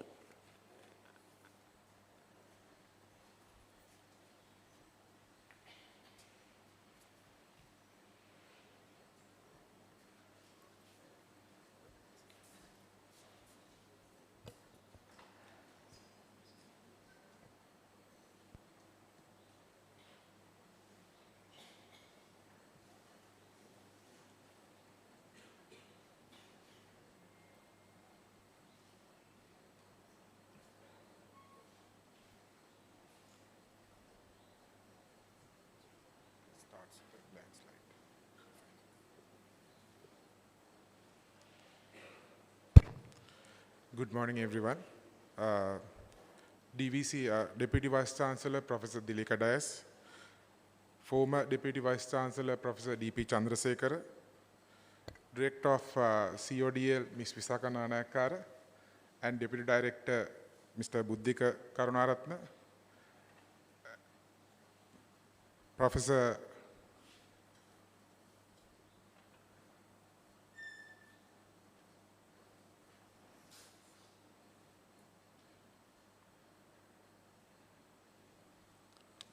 Professor Upunmali Hangama and Mr. Uday Kasturiratna, and most importantly, all students who are gathered here and joining online. First of all, congratulations, you have made the correct decisions towards paving your life towards success. So last night I was thinking, as I have a very short time period, and I know by now you are overwhelmed with more information about the degree program and how the conduct of study would be, and so other information. So I wanted to give you a very clear message in a readable format. That's why I came up with a small presentation. Don't worry, this is not going to be very long, but I want to highlight one important keyword. That's the idea of this presentation. So same classroom, same lecturers, same resources. Just consider your degree program you are going to enroll with. But we see different outcomes. I think Mr. Uday correctly touched upon that. Though we see thousands of students passing out from different universities, different batches each year, we still can't fulfill the requirement needed by the industry, Sri Lankan IT landscape. So there must be something, because you all have the same classroom, same lectures, same resources. There should be a differentiator. So that is this process in between. What is this? So we'll try to decode that. So what's the real differentiator? Is it the level of IQ? Or the money you are spending? Or the money your parents have? Or something you earn? Something you can spend? or your buying power? Or is it your background? I think Professor Dias correctly mentioned that there are people who are coming from most rural part of the country as well as most urban part of the country. But all of them study the same period, same university, same degree program, but we see different deviations. So if we see background is important, if you think background is information, then we should see all the urban people succeeding and rural people failing. It's not that. If you take the successful profiles, it's always a combination. So it's not the background, money, or the level of IQ. Or is it simply the luck?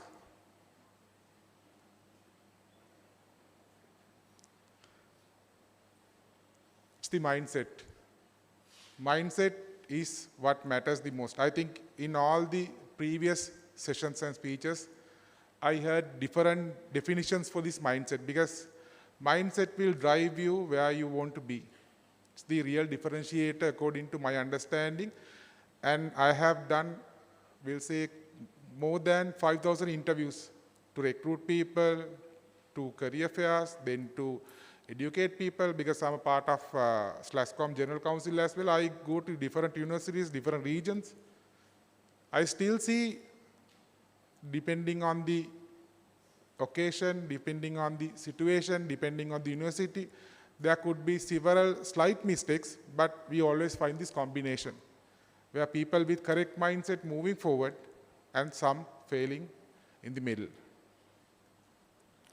So this is my definition for mindset, the lens through which you see challenges, success, failure, and especially yourself. So same challenge could come, but two different mindsets will judge or determine where you end up in.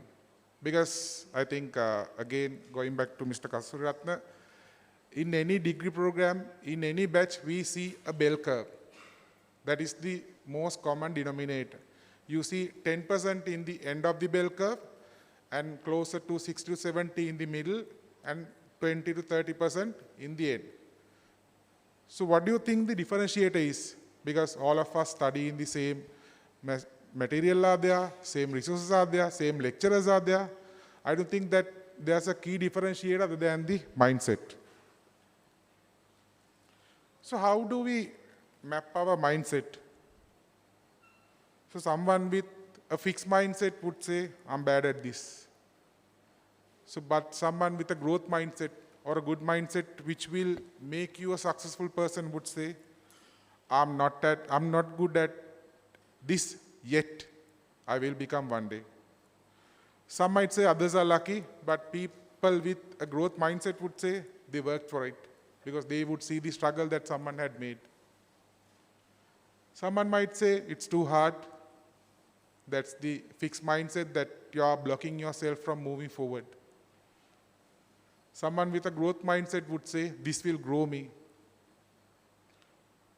Most importantly, try to have this in your mind all the time. Rather than saying, I failed, learn to say, I learned. Rather than saying, why me, have the resilience, have the strong mindset and say, try me. More the challenges, harder I become. More the challenges, stronger I become. More the challenges, more educated and more knowledgeable I become. That's what we expect from a student who would be an industry-ready graduate, not just a graduate. Fail, learn, improve, and repeat. Failure is always the feedback. There's no successful person who has skipped this loop. I'll give you a good example, because we see a lot of people winning lotteries. But how many of us have seen people who has become very successful after winning a lottery? Just think about that. That is simply because some might get successful, but most of the time they fail in the middle because they haven't earned it. They just got it.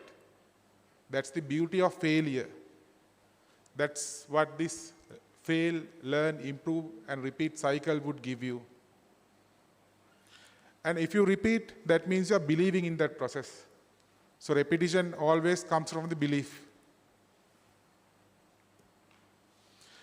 And again, talking about the saturation of the industry, I might say it's pretty saturated, but do we have enough people? No. So it's like contradicting statement. But every time when because a good example, yesterday I posted a job message to recruit few engineers to one of the projects we are going to start. I got within like 2 hours more than 200 CVs. But still I couldn't find good 4 people to conduct interviews with. Why do you think that has happened? Because they still think having a degree, showing off a degree with a GPA, maybe some sort of modules listed, are enough to get a job. They haven't tried, they haven't failed, they don't know what the consequences they are going to face in the future. So, most successful people have failed many times, learned from their mistakes, and kept on improving themselves. I mean, some might ask, how do you see these things in your initial screening or a CV phase? It's very much visible. Mark my word, it's very much visible. Because when I see through a couple of projects that they have worked on, looking at their GitHub profiles, I'm sorry, I'm just trying to focus my area on the software because I'm very much onto that. But doing a degree like this will give you definite paths, but just think on relating to your terms. So all of your work, how hard you tried, how hard you failed, everything will be reflected in the end of your degree. You might not think that it's reflectable, it's reflected all the time. Whether you like it or not, it's reflected through your CV, through the work you have done, any articles that you have published, everything is very much visible. Again, I'm not going to go deeper into this ASK framework. I'm sure Visakha Madam will have this in her slides. But, no, that's fine. So ASK framework is, it's something developed in 1950s by Benjamin Bloom's ideas. So this is one of the key frameworks which is used to evaluate, train, and develop people. In schools, you know, this is very much the basics of our school education. Universities, you have this. Even in organizations like ours, where multinational, most of the countries are involved, not only Sri Lanka, we have different branches. All the time we try to harvest this framework within the organization. So, why this is important, or what is this? I'll try to connect this with the keyword I'm going to discuss here today, mindset. So if you, I'm pretty sure if you are having a mobile phone, TV, or any other device which you can, even newspaper, which you can connect with the outside, you have seen this buzzword AI. And AI is very powerful. Pretty sure all of you are now using the power of AI. AI now can write code, design slides. Yes, you guessed it right. AI helped me to design the slide deck also, because I don't want to spend my precious time on just doing the formatting of the slide, but to convey my main idea and analyze data, even answer questions. If you go and ask ChatGPT about the hardest concept you are finding it hard to grab, it will explain that to you in very simple terms, very understandable manner. So if AI can do everything, what is left for you? I mean, we have closer to 1,000 people enlisted in this program. So what will you become if AI is doing everything? What will your job be in this AI era? So value is no longer what you know or what you can do. So that will replace slightly about the knowledge part and the skill part of the ASK framework. But the attitude remains. Because I think how our communities and how our human evolution happened was when the knowledge was in a central place, we'll say a library which is located very remote. Someone had to go there, read those material, and again had to come back and preach it in a way, or make people practice that in a way. So people who had access to knowledge were the powerful people. Then came the era where skill mattered the most.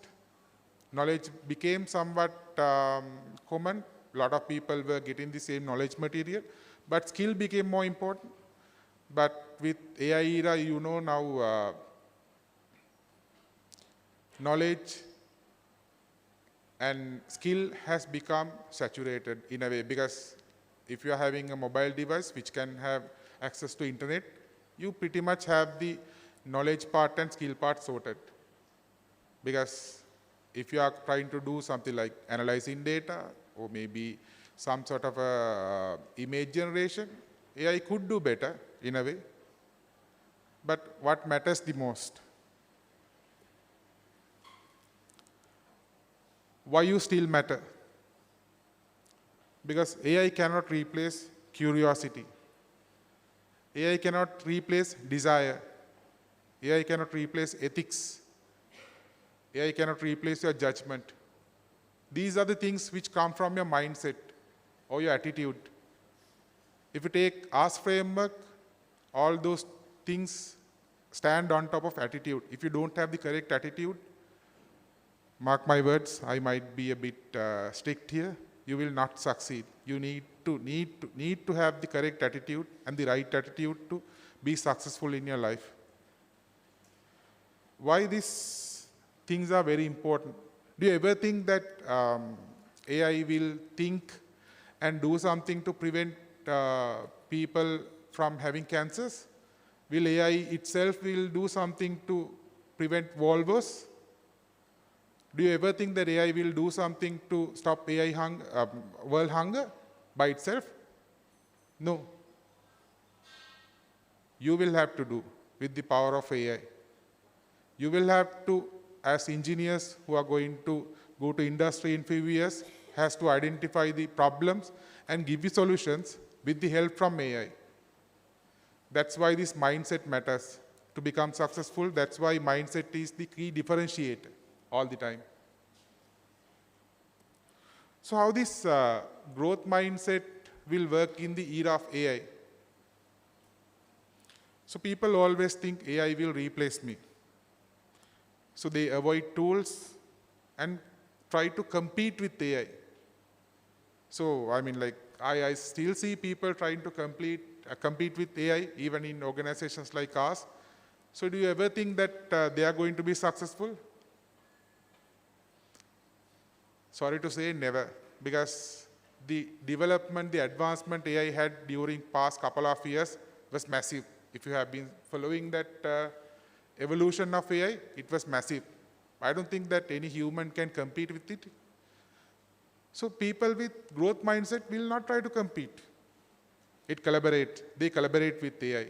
That is how you will take the most successful path. That is how you will pave your way towards success. That is how you will make the best use of tools out there. Instead of trying to think AI will replace me, try to think AI will help me grow. So how you have that mindset, how you harness that idea during your degree program? So that is very much important. I know that for a fact, a lot of universities are struggling now to evaluate assignments, the work you do in the era of AI. You can simply, I mean, there will be a lot of tools that universities are trying, a lot of tools your lecturers will be trying, but you can still cheat the system. So do you think that is the way someone with a growth mindset would take? You might get A plus, or you might even end your degree with a higher class. Do you think that you did the correct thing? You still think that you are capable enough to get industry recruited? No. Completion of a degree with a higher grade or with massive colors won't guarantee you the placement, or that will make you a successful engineer. Someone with the right attitude, who had the idea of collaborating with AI to get the best out of the degree program, will always do. So again and again highlighting AI will bring knowledge and skill, but bringing the correct attitude is up to you. It's your duty, it's your job. If you want to be successful, that is the recipe. So I'll end up my small presentation with a key phrase I'm always telling to all the students, because every time I do a session, every time I talk to someone, every time I maybe do a workshop, people always ask, will AI replace me? I think this is one of the common questions which was asked when Excel came in, whether the accountants are going to be replaced with Excel or spreadsheets. Now you know what has happened, right?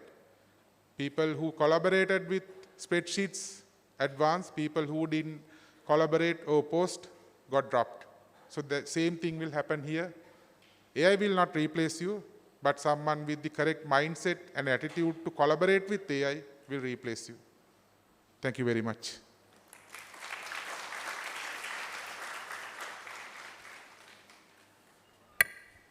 Thank you, sir, for sharing your inspiring words with us today. Next is the address of Deputy Registrar Examinations of University of Moratuwa. Unfortunately, Ms. Dineshi Nandasena couldn't join with us today due to an unavoidable reason. So we will play a video of her previous speech on the previous inauguration.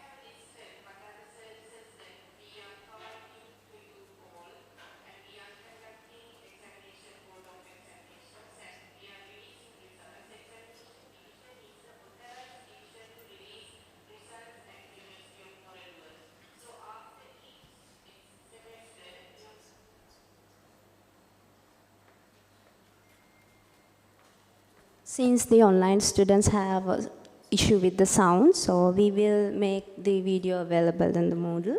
So let's move to the next session. I would like to invite Ms. Vishaka Nanayakara from the Department of Computer Science and Engineering and the Director of Center for Open and Distance Learning to address you all.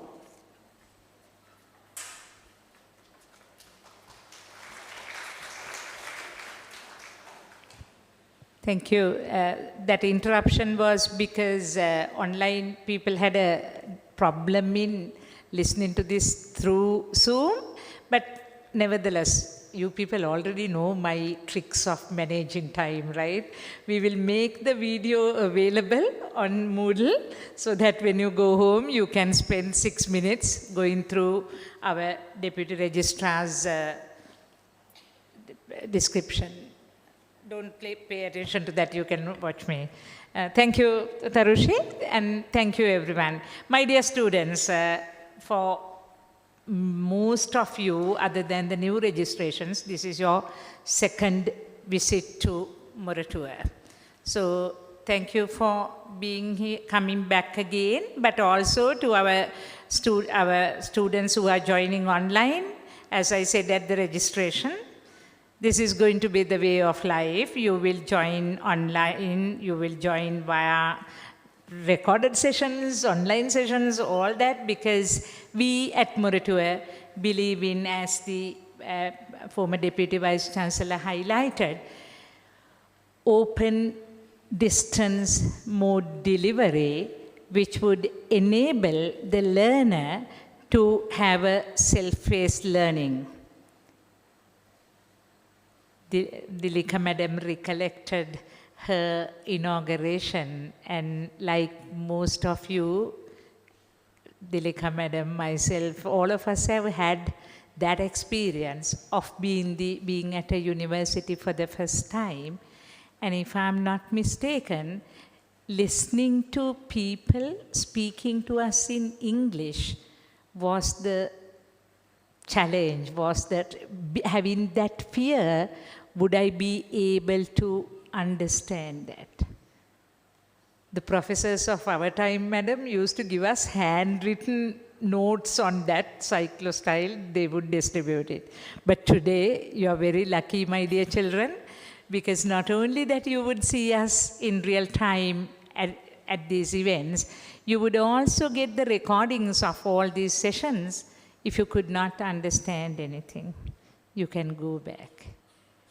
You can go through those, identify the words that you probably didn't understand here, try and figure it out. That's the advantage you have of being online learners or open distance, the ODL mode learners. This morning, we are very grateful to your presence, either physically or online, for this inauguration. But this is middle of your pre-academic work. You started listening to us Monday of the week before in smaller groups, and from Monday this week in larger groups. So Johan, my challenge is not only about being the last speaker, but being a speaker that you all are probably fed up of, right? You have seen me enough and more. But there are a few things I want to highlight. First and foremost, I'm very grateful to Dilika Madam for gracing this occasion. It is her first week of being the newly appointed Deputy Vice Chancellor. When Madam talked about resilience, my dear children, if you think that it is difficult for you to be resilient, we were the teachers who started teaching on a chalkboard here today, who need to teach in this hybrid open distance mode. And Madam Dilika Dias, to date, remains one of the best teachers we have at Moratuwa, and we at Moratuwa are very grateful for her becoming the Deputy Vice Chancellor. Her job is not easy because she needs to step into the shoes that was created by Professor D.P. Chandrasekhara, who also was very, very committed to his job as the Deputy Vice Chancellor. And at Moratuwa, we do have people who care for each and every student. My job as the Director Center for Open and Distance Learning largely is to make sure that you get the logistic and administrative support for the BIT degree program. The owners of giving that degree program that is delivered by the Faculty of Information Technology. Once again, we are happy to have Mr. B.H. Sudanta, currently the acting dean of the faculty, who was the former dean for more than 6 years in the faculty. But his responsibility for BIT goes a lot way than that. He is the academic coordinator for the BIT degree program. So all your academic excellence that need to be there is monitored by Mr. B.H. Sudanta, who is ably assisted by Ms. Indika Samarasinghe, who is the assistant to the academic coordinator. Dr. Supunmali is the, Professor Supunmali Hangame is the first semester coordinator for you. So if we don't give you any content, any resources, it's Professor Supunmali who would be on our shoulders saying, hey, what's happening? Why I am highlighting all these individuals, we then have all these your young friends in ash color t-shirts who are very familiar to you, who are also supported by the consultant, former Deputy Registrar, Ms. Suchitra Hebabasa. Why I am telling you all these people is, my dear students, I want you to understand the importance University of Moratuwa places on this program. You all are very important for us. Hearing from Udaya and Johan, you saw how important you are for, not just for the private sector, but the IT industry at large, which is the government sector and the private sector. Moratuwa places an emphasis on your program. We also strive to give you the best possible resources. Of course, as Madam said, keeping our academic excellence, keeping our academic standards, we would help you to become competent IT professionals. But my dear children, all what we can give you, all what we can do is to give you all those resources. It's your responsibility to absorb those. I'm grateful to Johan for highlighting the ask framework. I hope you would remember in my introductory sessions, I kept on saying it's no longer the knowledge, skills, and attitude, but attitude, skills, and knowledge, because these are very important, and industry plays a tremendous emphasis on your attitude. And how in this AI-driven world that you should be the people who collaborate with AI and champion the digital future of Sri Lanka. I was expecting Mr. Kasturiratna to talk a lot about GovPay as well. When ICT agency together with Lanka Pay introduced GovPay, we were one of the first clients. BIT Moratuwa was one of the first clients to go with that. Uday was very happy and thought, at least there would be, he would be making someone's life easy. I mean, that someone being me and my team. But my dear students, why we pushed for this is you all are tomorrow's leaders. You all are the people who would help this country becomes cashless in this GovPay initiative. And I wanted you to be savvy with that. I won't, when you talk about what can be done as a professional, you know that these are the things we can do. I mean, you would be the people who would be developing the alternative to GovPay, enhancing digital payment structures, infrastructures, probably coupled with SLUDI and all that. When ICT agency, the Digital Economic Ministry, all these people are trying to get the uniform digital identity, as they explained, biometric-based digital identity. We wanted you to be the forerunners of that, together with the students from the Faculty of Information Technology.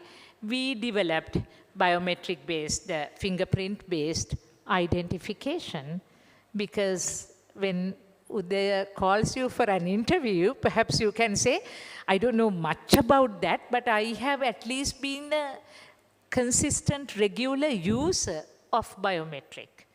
Today, I believe this program is the only education program in the country that uses biometric-based identification. So not just because it makes our lives easy, my dear children, you should be part and parcel of the technology that is prevalent. And you need to, without hesitation, you need to be in that. So when you send CVs to Johan's advertisements, you would have a portfolio of things to show that you have done. You should be the people who should come up with different ideas when we give you opportunities. Understanding that you learn in a distance mode education program, we still try to give you multiple opportunities. Along the way, you would be participating in competitions. You would get, as you had this last week, you would get people from the industry, people from academia coming and sharing with you how to become better, how to enhance your skills, how to change your attitude. We would be giving you curated resources from elsewhere.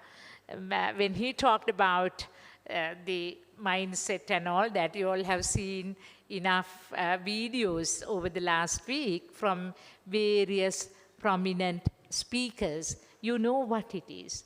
But getting the advantage of that has to be with you.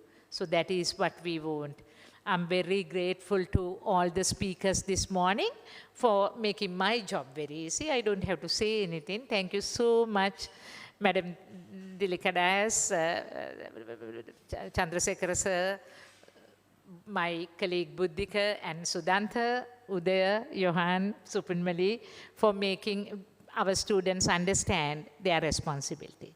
So, future is yours. We at CODL, IT faculty and University of Moratuwa are here to help you. Remember that little QR code I gave you once asking you how we can help you? That would continue to be there. You can always use BIT Student Matters to tell us if you need any help. Next week, when you start courses, all the module coordinators are there to help you. You need to get that help. I told you, I will repeat myself, you decided on doing this. No one forced you, and this is perhaps the first time in your life you actually choose something, selected something, because so you need to excel in that. And all of us would be very happy to see you at the convocation in early 2029, completing your degree in 3 years. So all the very best. I have few housekeeping announcements as well. All of you who have the student identity card, this session is done and you can leave. If you have any problems in the identity card, please come forward and show Ms. Tarushi. The printed address in your identity card, in addition to the address you have given us, indicates the district as well. So it would be University of Moratuwa, which we use as the postal address, but we have printed Colombo underneath that as well. Don't worry, that's only for administrative purposes. If we send you a letter, which I think would be very rare, but even if we send you a letter, we would be using the address without the district part of it. So if that is your problem, don't worry. Other than that, if you have any problem, those of you who are having the identity cards, come forward. My colleagues Tarushi and Kavisha will make note of that. Those of you who registered today, that's the middle section of that side, you need to give us biometric, the signatures. We need to take your photographs. So please stay here. Staff will accompany you to the Department of Computer Science and Engineering, where your photographs will be taken. Those of you who came here without telling us that you are coming, without registering for the face-to-face seminar. Thank you for coming. As you saw, you had no problem. We allowed you to come in. But unfortunately, we can't give you the identity card because you didn't tell us beforehand. We prepared the identity cards only for the people who told us that they are coming. We will get your identity card, but not today. I think that really concludes all the physical people and people who are joining us online. Once again, thank you. Your identity cards also will be done, as Mr. Nadisha kept on saying. When you come for the practical exam, we will be distributing those to you. Thank you. And if you have any questions, there are Moodle forums where you can ask Orbit Student Matters. You can use them. Thank you so much for being here. And on behalf of all of us, I once again wish you all the very best for timely completion of your BIT degree program and becoming competent IT professionals. Thank you.